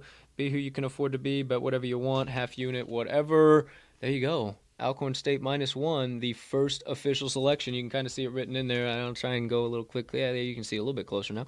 But I will. I'll keep track of this. We'll keep everything rocking and rolling here in the. Let's do it. The old Moneyline Dice tracking book. All right, there you go. There you have it. Today's Moneyline Dice roll of the day.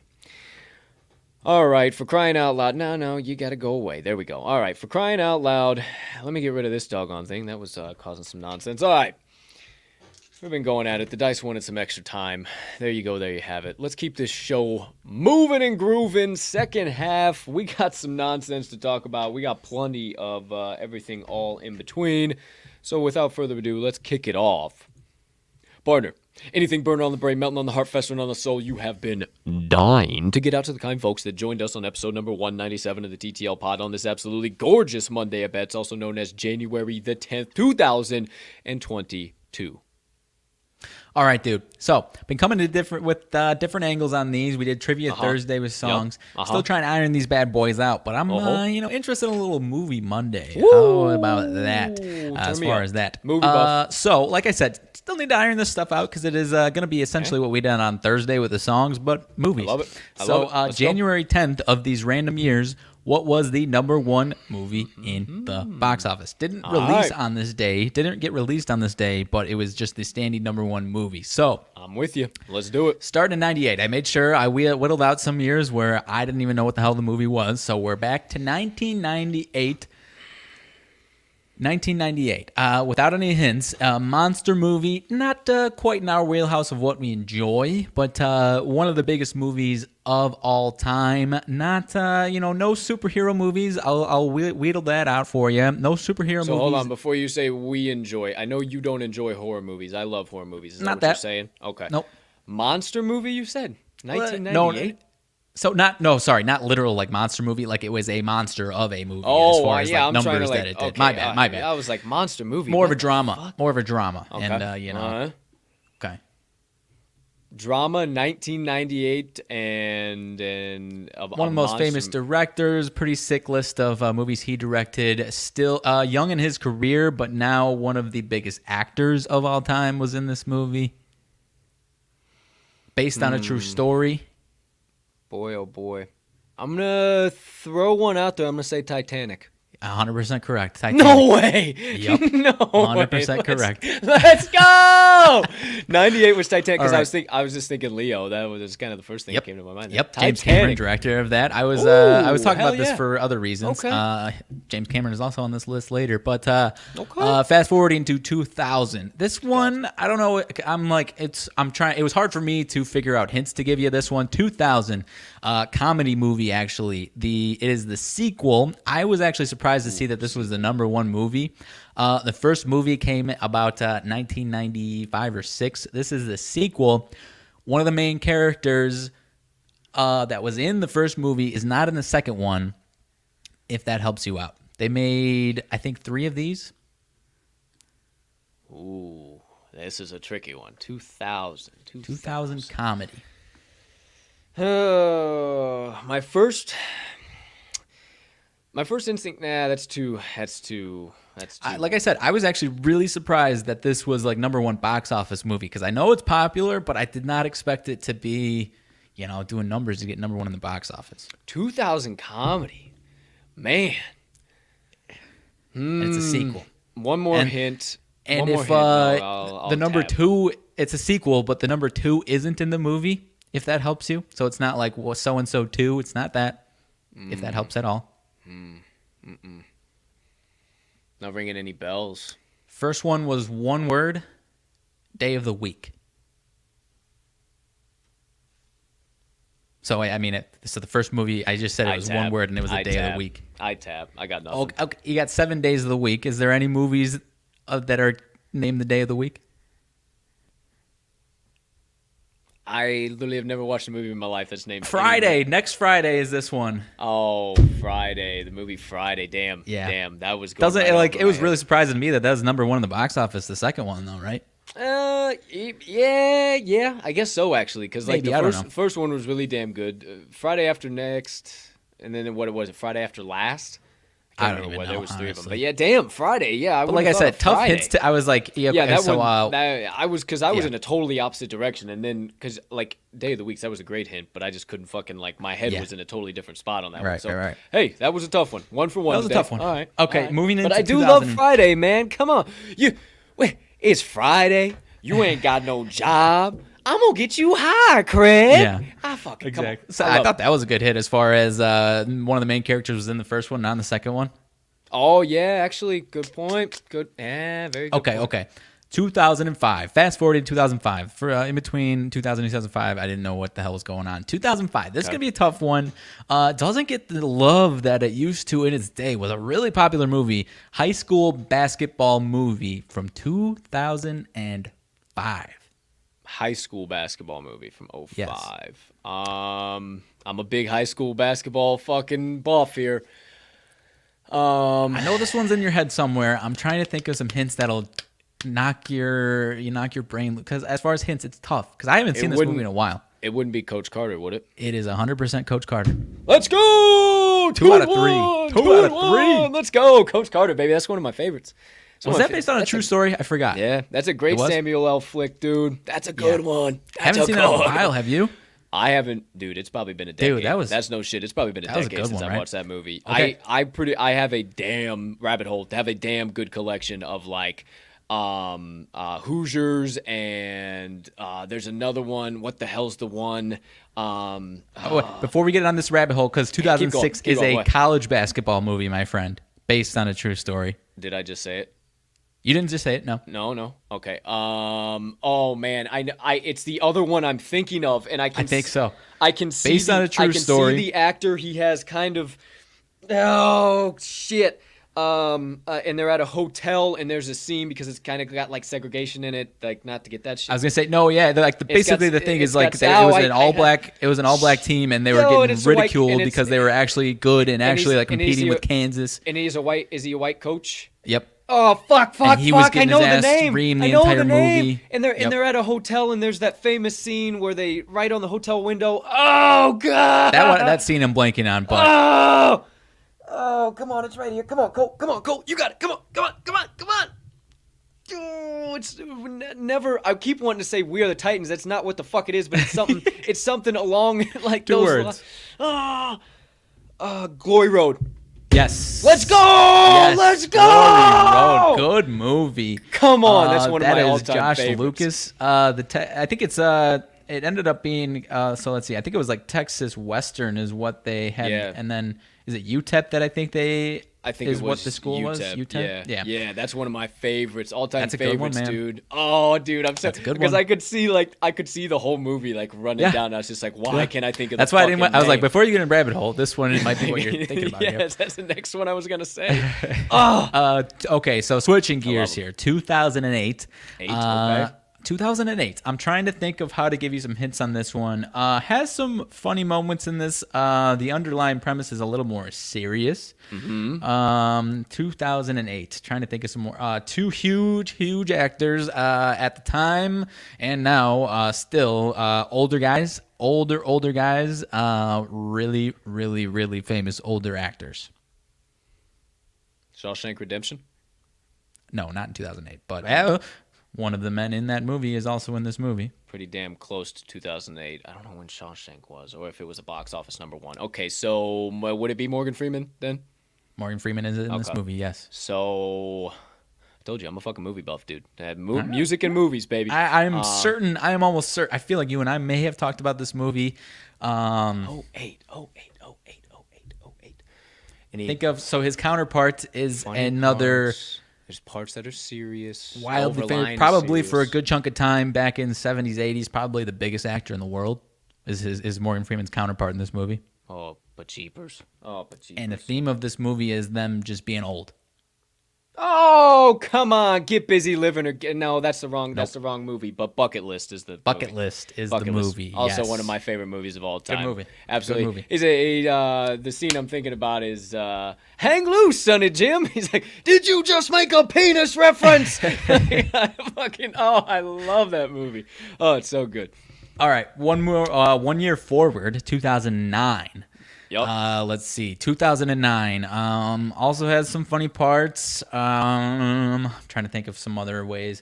Believe this was, if it's not set in Detroit, it's set in. If it's not Detroit, it's some surrounding Michigan cities. Suburb. Okay. Main character is also very old.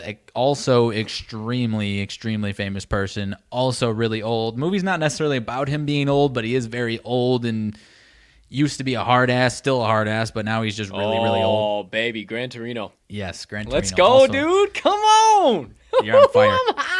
I'm hot. 2010. Okay, already mentioned who the director is. This is the next one on the list. Another James Cameron. Okay, see, we're filing away. We're bringing to forward. See if you can get it without any other hints, though. 2010. 2010 James Cameron flick. Did some big numbers at the box office. I think this would have been time superheroes were starting to get into his wheelhouse, or no? Is this a superhero movie or no? What's that? Is this a superhero movie or no? I don't think you would technically classify it as that, but it's definitely out of the realm of like the realism. Oh, fuck. That helps. One word. 2010 James Cameron, one word. Avatar. Yes. Bang! I'm a fucking dog! All right. Holy shit. All right. Come on, you got something hard for me? Skipping ahead to 2014. I get 2014. Yeah, you're going to get cocky then. 2014. I have to imagine you would have seen this movie. 2014 war movie. Ooh, More of a modern day war movie, though. modern day war movie. I believe. At least, within the war within the last 20 years. Oh, There Is would it be, if I was getting asked this question, there's probably two that would come to my head. Is it Black Hawk Down? Nope. That one is, I think, early 2000s. Okay, 2014. So there's swing and a miss one. Main actor is a pretty big name. Oh, yeah. Lone Survivor. Yes, Lone Survivor. Oh, I did not see the other one that I maybe would have guessed would have been American Sniper, but it's not that one. Yeah, and I don't think that one's on. Well, this I would have said Fury, but you said newer war movie. That would have been my first thing because Fury was pretty fucking popular back then. That's one of my favorite war movies of all time. I remember that, but what is that? World War II? Yeah, 2. Okay. Yeah. All right, 2015. I have not seen this movie. I've seen the first one. This is number 3 of this series of movies. Okay. Suspense. Number 3 of this series of movies in 2015. Suspense. All 3 movies are a very similar premise. I'm trying to think of how I can tiptoe around this without giving it to you. That's one too word. Late to be the so Godfather. The same word, and that. Well, it's 2015 movie. Well, yeah, that's what I'm saying. Like, that's too. Like, is that the Godfather 3? Like, no, it's too late. That's what I'm saying. That's what I said. It's too late to be the Godfather. Okay. So 2015, third one in the saga was this one, and it was box office number 1. Well, and I didn't see 1 or 2 on the anywhere on year. Okay. Interestingly enough, 2015, we were in college. See, these ones are getting nice because now I'm going back in my brain. How I remember shit is literally how I remember these movies is seeing them on fucking marquees. And I'm going back in my brain right now to that movie in fucking Blow Nowhere where it was like $5 tickets if you showed your fucking card. Was that Uptown Theater? No, it was like the Buck Hot Dogs. It was out fucking. Yeah. It was like the actual movie theater. The Apex or whatever the fuck it was. Right. I feel like I went and saw Starplex maybe. I feel like I went and saw this movie. Regardless, I feel like you might have. So the main actor. Maybe we went and saw it together. I have not seen this movie. Okay, I have not seen this movie. not. I've seen the first one. First one. I'm trying. I feel like every hint that I get is going to be a clear giveaway. Yeah. If this was this one, I can't. Taken 3. Oh, see if. I was about to say forgot the first one. Daughter is in Europe, and then I was like, okay, Yeah. Liam Neeson. That's a good one. I really like Taken. Taken 1 and Taken 2. Taken 3, kind of like. Yeah, I don't know how that got box office number 1. I mean, it was good, but I didn't think that good. Yeah, I don't know. People were hyped on it, I think. Maybe just... There were some pretty crazy cut 'em up, shoot 'em up scenes, though. There was a scene where a dude he shoved 2 bolts in a dude's hands, and he, bolted him down onto a fucking chair and, hooked electrodes onto it. Wild movies. I think I've only seen the first one. I think I've only seen the first one, because everyone's like, I mean, the other 2 are pretty similar. No pun intended. It's electric experience. 2016, only 2 more. I don't know if you've seen these. 2016, definitely out of your wheelhouse, but more in the nerd sphere of things, not superhero, though. 2016. I'm just writing down a movie I want to tell you guys about. Nerd things and not superhero. In the nerdy area. I can be nerdy from time to time, but not superhero. I don't think you are a fan of these movies. Oh, dude. Is it anywhere around HP? Harry Potter? Oh, no. Oh. Fair guess, though. Fair guess. Because that's where I would have gone. Oh, what's it? Percy Jackson? And the no, think the biggest nerdy as far as popularity wise that isn't superhero things.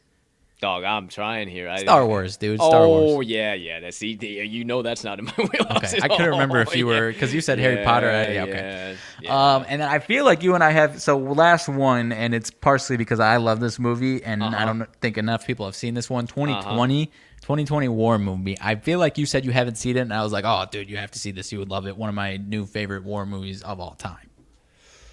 And it was one I told you about recently? I told you about this one. I think you told me about one, and I told you about this one, I think. 2020 war movie.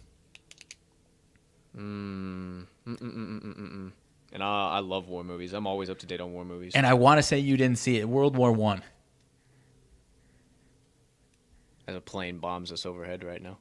I can hear a plane in the background. If you saw it, there's a scene in it, and there's in the trailer. There's like, speaking of planes bombing, there's like a scene where a plane like basically is like crashing down to the ground. I don't think you saw it. 1917 Oh no, I didn't see the 1917. That's the one where he needs doesn't to be on the top of your list, where man. he doesn't use weapons, right?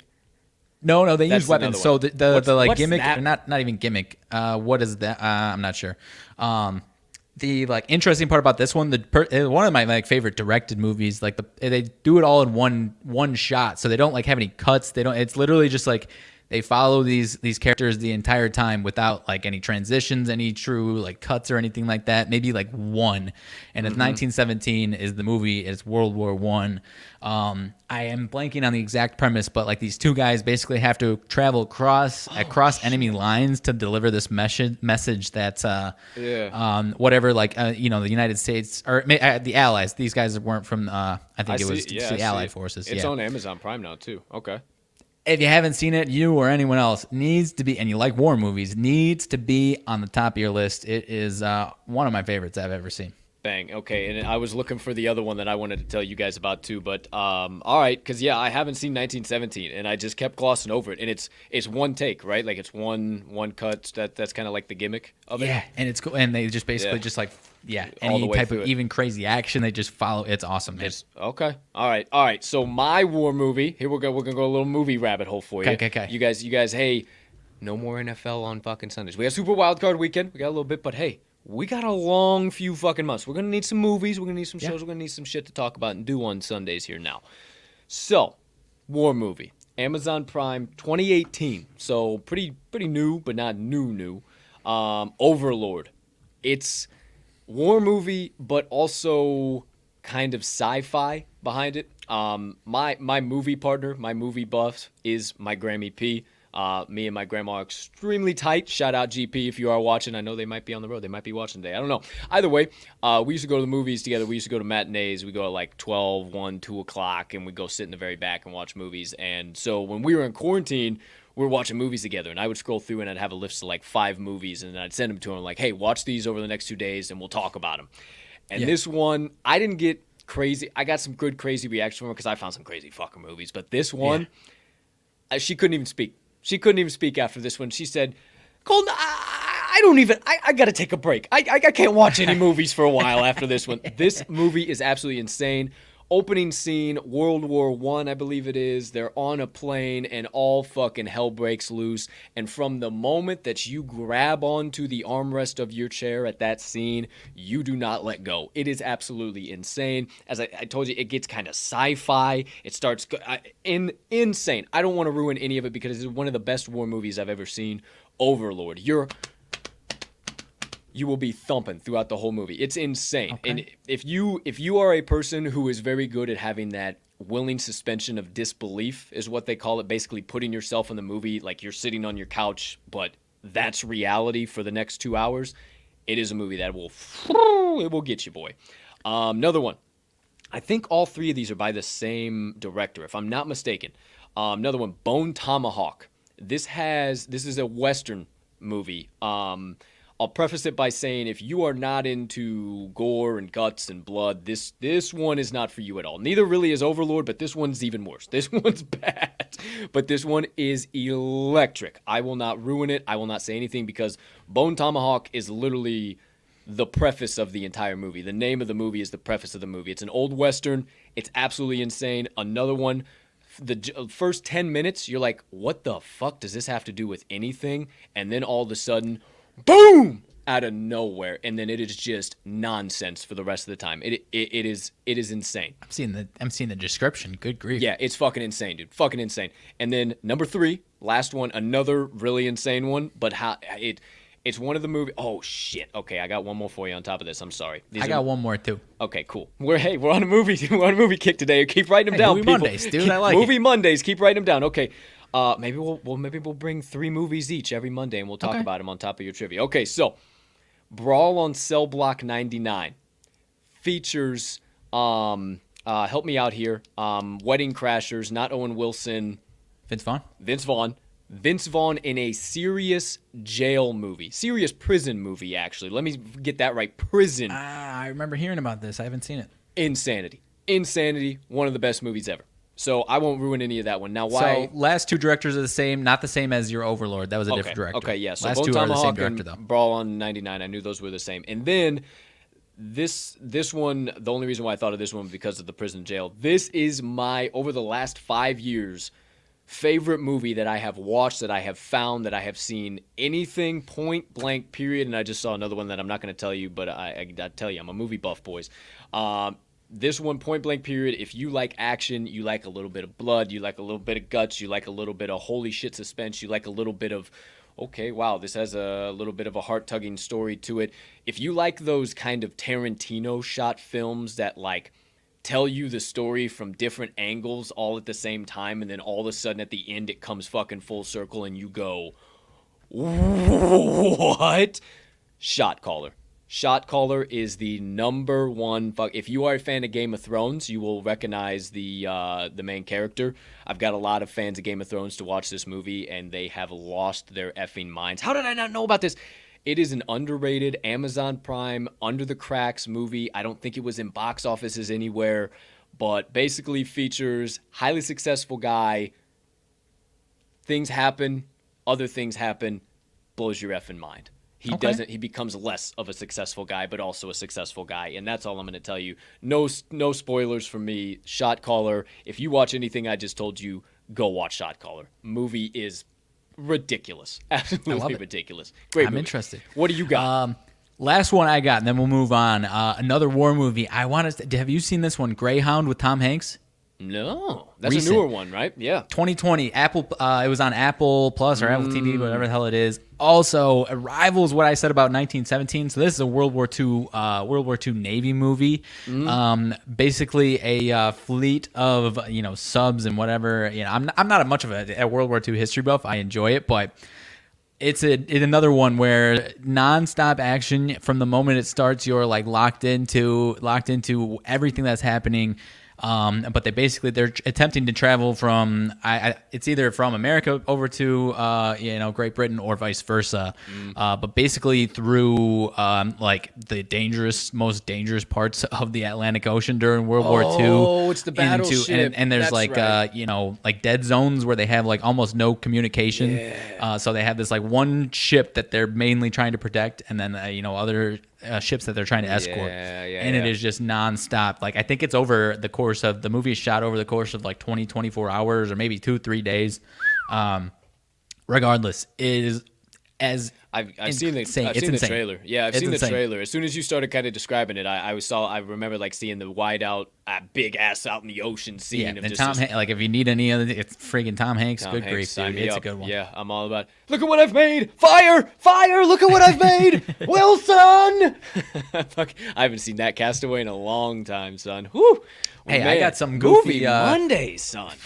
I got some goofy movie trivia game that I got for Christmas. That's really, maybe really, you bring it really on the show, hard. pal. Maybe it's hard, man. Who cares? I'll try. Maybe It's hard on though. the show. Next week, Movie Mondays. I'll get you watered up. My movie of this week, Shot Caller. Shot Caller is my movie of this week. If you want, I gave you some extra ones alongside of there too. But my movie of next week, I already have it picked out. It's one you are not going to want to miss.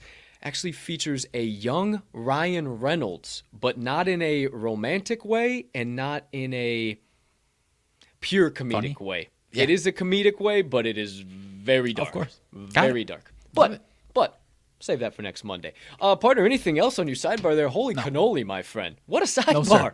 That's all I got. Sidebar. Look at that. Movie Mondays, baby. Hey, and as hot as I was, I feel like the bets just continue on for as hot as I just stay hot. I mean, I was at least 80% there, no? Like I 70%. You missed next Friday and the last two?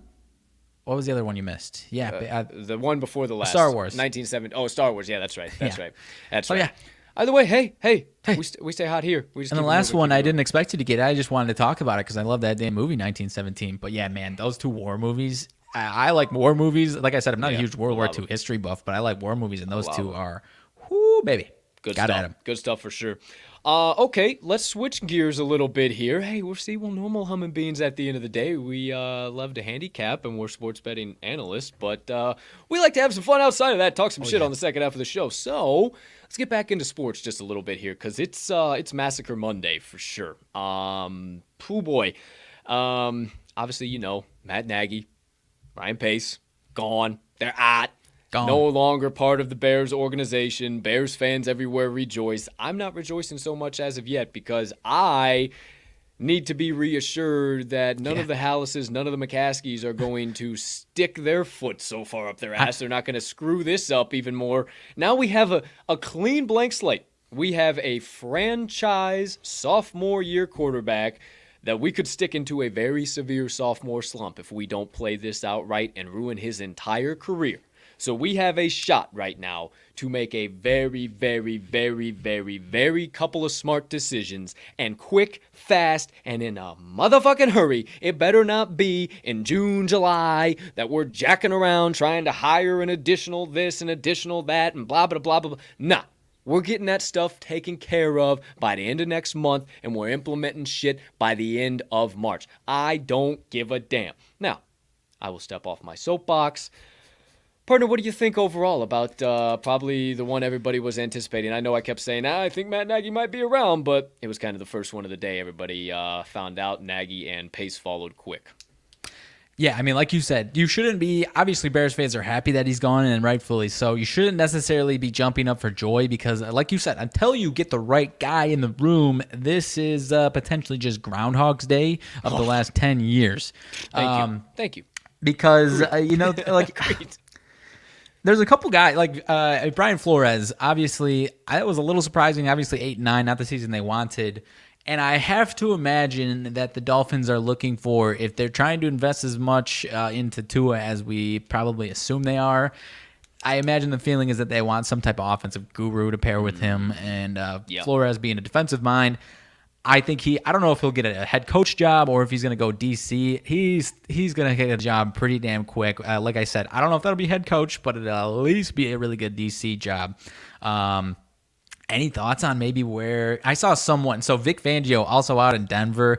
I saw someone already today. You just taking them all off. I was gonna work down. Also, the know way what I was here. gonna say Like as far as Brian Fangio out too. There's a reason why I said that because I saw someone today as far as Denver Broncos saying, "Oh, Brian Flores, I would like Brian Flores," and I don't know about that. I mean, the Broncos just need to bring in that quarterback, and that'll solve a lot of their problems. They can go from there, I mean, honestly. they really have a lot of talent offensively and a lot of talent defensively, even with losing who went to the Rams? Help me out. Broncos. Broncos, Von Miller. Von Miller. Yep, there you go. Even losing Von Miller, they still have a solid defense. I mean, they got a lot of solid players. So I'm not out on the Broncos. They need to get somebody who can be under center and be dominant. I don't think a head coach is their problem whatsoever. I mean, well, and Vic Fangio essentially blamed that on that, and obviously he would have had a better career in Denver. But Vic Fangio, great defensive mind, not a head coach. If he wants it, he'll have a job pretty damn quickly as far as a defensive coach job. I'm curious as to where he's going to go. I'd say bring him back to Chicago, but there's no reason to replace Sean Desai or do anything with him. I mean, Desai proved a lot to me, dude. When we had that week where it was like all the third stringers, fourth stringers, eighth stringers for crying out loud, and we still showed up defensively. I mean, maybe even better than some of the first string guys.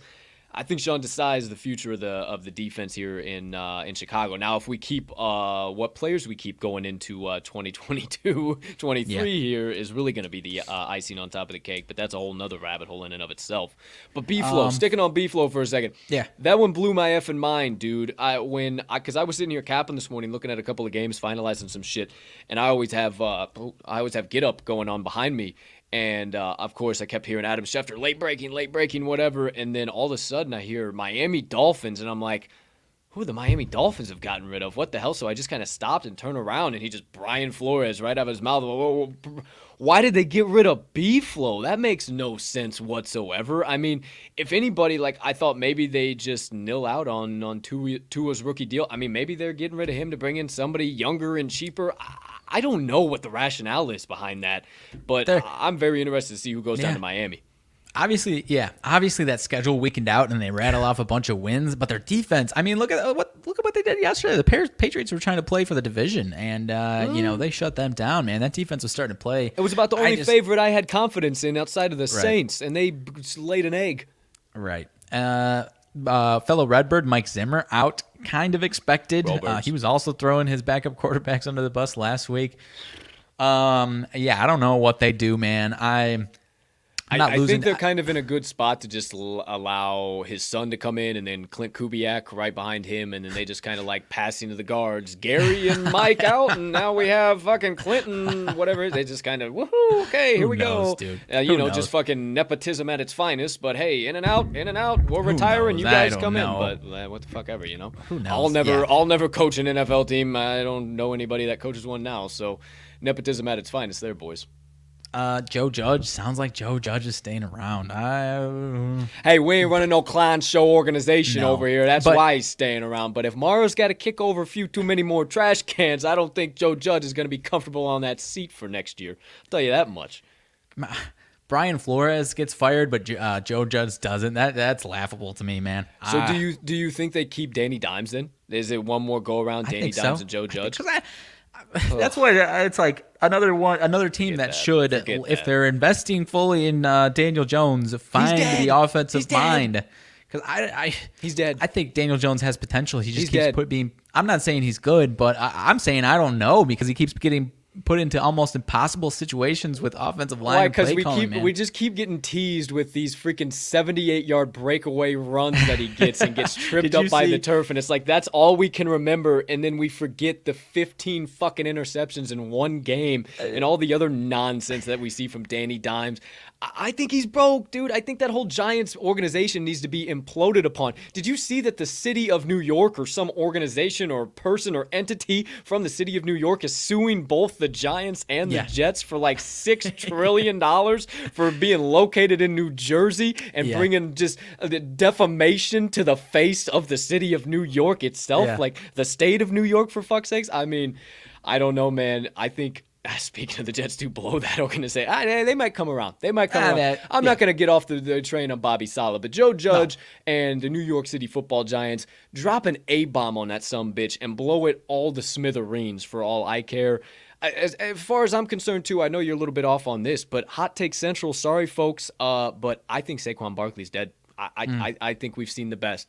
I don't think he's completely done for. I think he'll have a flash here or there, but I think the 100 and 150-yard games are done. I think he's going to be more of a kind of a, hey, we need you in this spot, we need you in this down, this kind of appeal spot. I don't think he's ever going to be 100% again. So open to debates on that, but I know you don't agree with me all the time on that. I don't agree with you on that. I just think him and, again, I'm not saying Daniel Jones is good. I'm definitely not going to sit here and say Daniel Jones is good. But him and Saquon, I just don't know because their play calling has been miserable, and that offensive line has been miserable. Yeah. So speaking of running backs, though, great running back who is on the market getting shopped. Panthers are shopping Christian McCaffrey.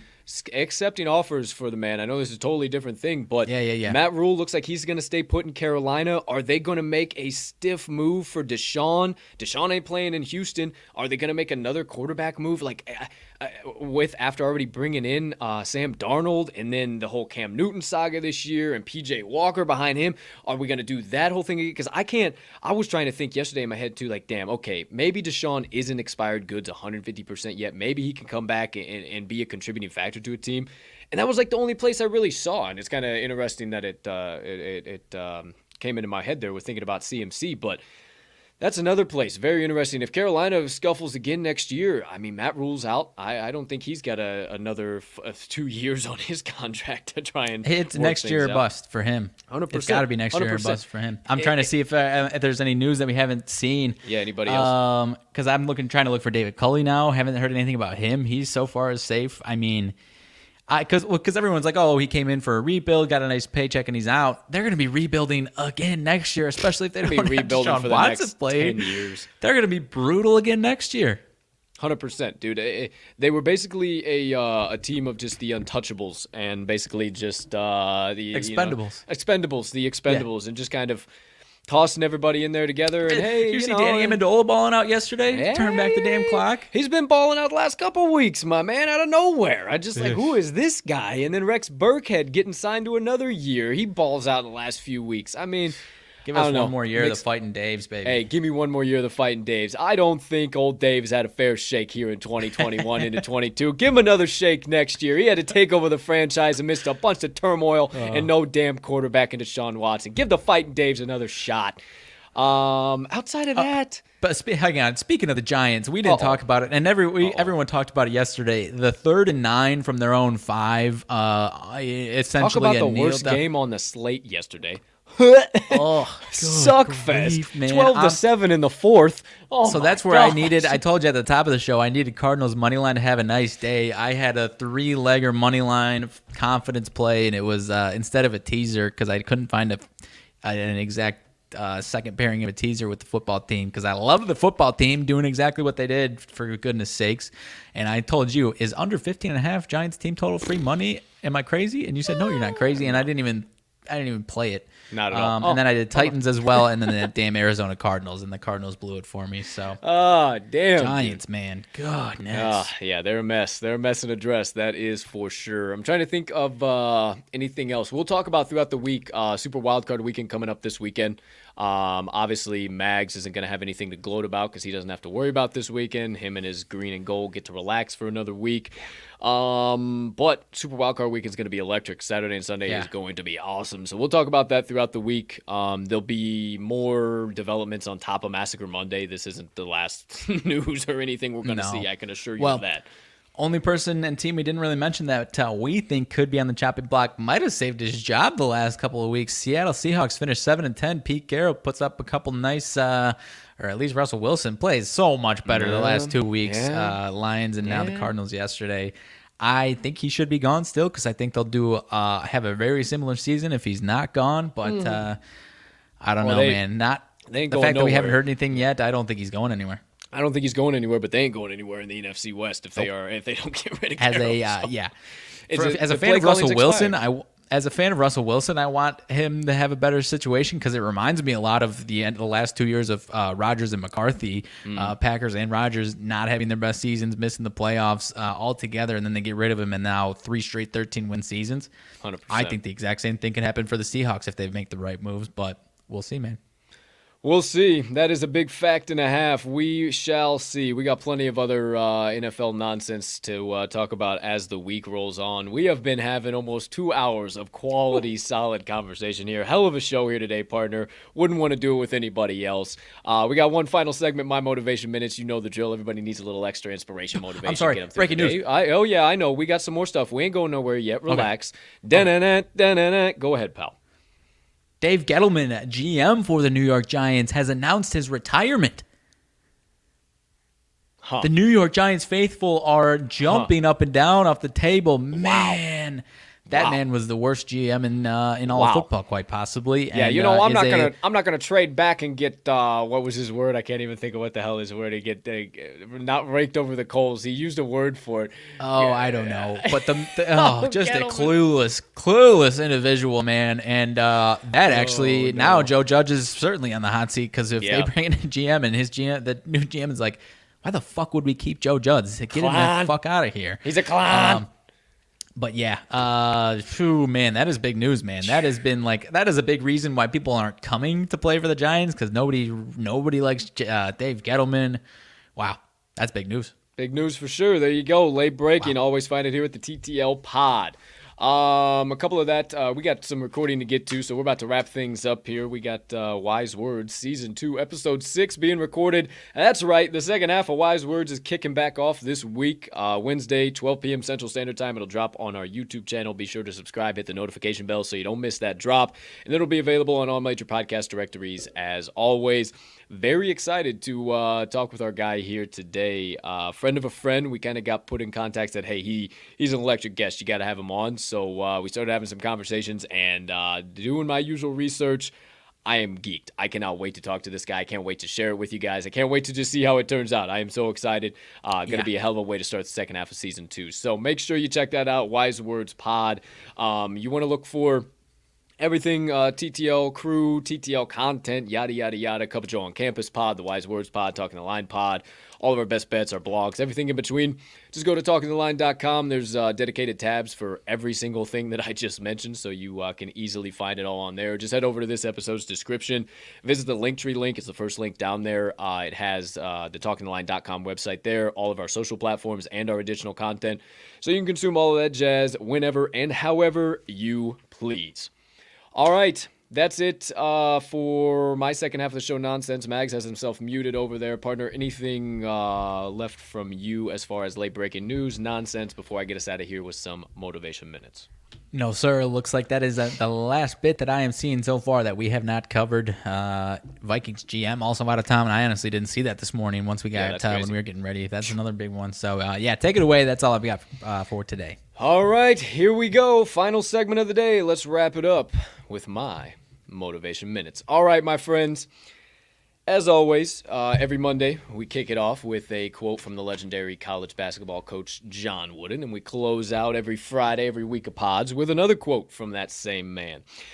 So, kicking this week off, this one, I was able to kind of get a little perspective of my own behind it as I was kind of thinking about it today. So, I'm really excited to bring this one to you guys.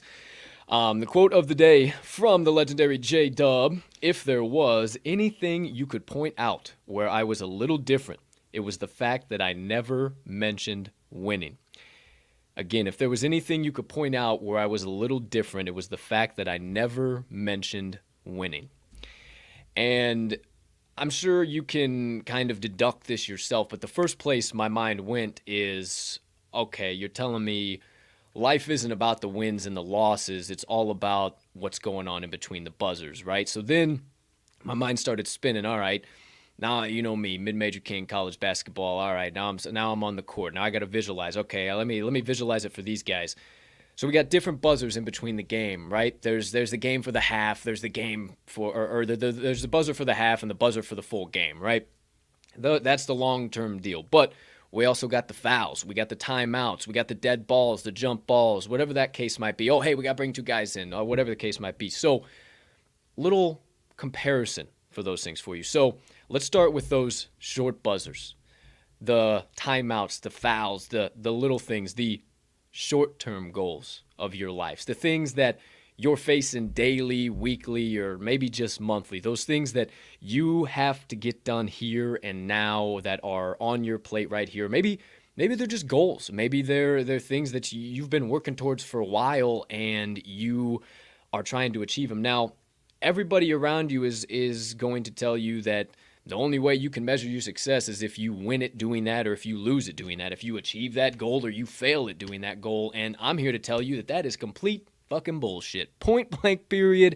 Excuse my French, but I don't give a damn, because it is. It is not about winning and not about losing. It is not about that first buzzer and then, oh shit, we're taking a timeout. Now we got to talk about things. It's all about what was done on the hardwood in between there. What effort did you put in? What did you learn? How did you grow? What flower did you pick off your path? Meaning, what tool did you add into the tool belt that made you a smarter, brighter, and more knowledgeable human being, able to impact the lives of others? That's what matters. So then I start thinking long term. The buzzers at the half, the buzzers at the full game. What really matters in your life over the long term of your goals, the big goals you're chasing, your career goals, your family goals, your relationship goals. What really matters is not whether you're winning and losing at those things, but what you're doing in between the buzzers, how you are adding to yourself, how you are becoming better versions of yourself, how you are getting to that next rung on the ladder. Because I've said it so many times in these motivation minutes, every new level of our lives requires a new version of ourselves. And if you're not willing to make those adjustments, those in-game adjustments between the buzzers during the small short terms, you will not be able to make the big adjustments you need to for the halftime and for full game. And if you're a basketball fan, I'm sure there's a lot of buttons and lights and shit clicking off in your head right now, as it was for me. So I'll say it to you one more time, my friends, so we're all on the same page for this beautiful Monday. If there was anything you could point out where I was a little different, it was the fact that I never mentioned winning. Life isn't about wins and losses, my friends. It's about what you choose to do in between the buzzers.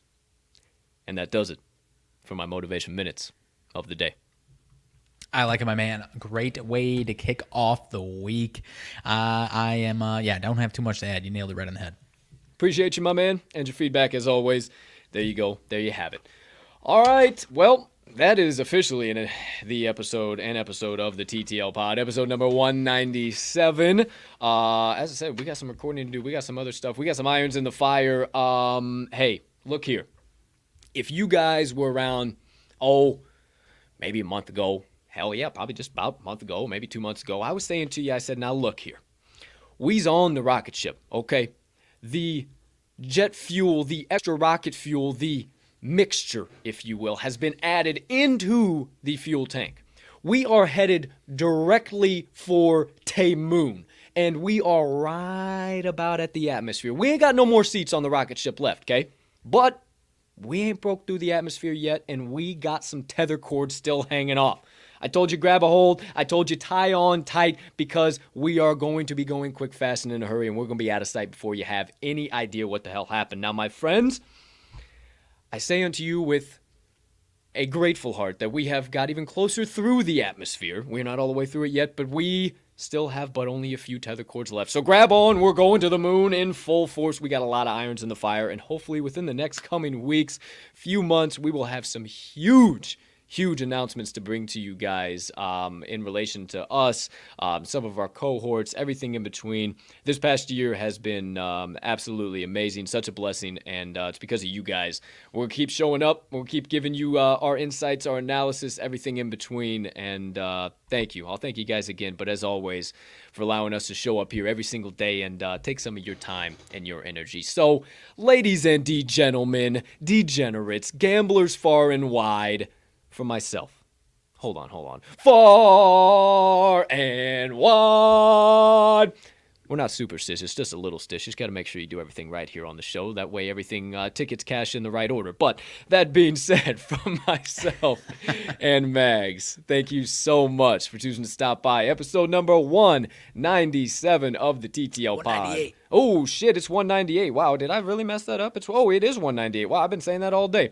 198 of the TTL Pod on this gorgeous January 10th, 2022. We can't tell you how much we appreciate every single one of you from the bottom of our hearts for your likes, your follows, your shares, your subscribes, your comments, your retweets, everything in between.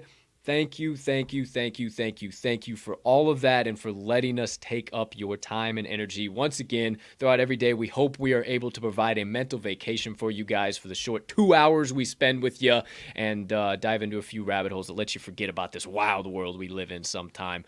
Without further ado, we hope you have a spectacular rest of your Monday, unless you have any other plans. Get on your running shoes because we got a lot of trips to the pay window to make tonight. We'll see you there shortly. But without further ado, say it with us just at the end of every show like we do.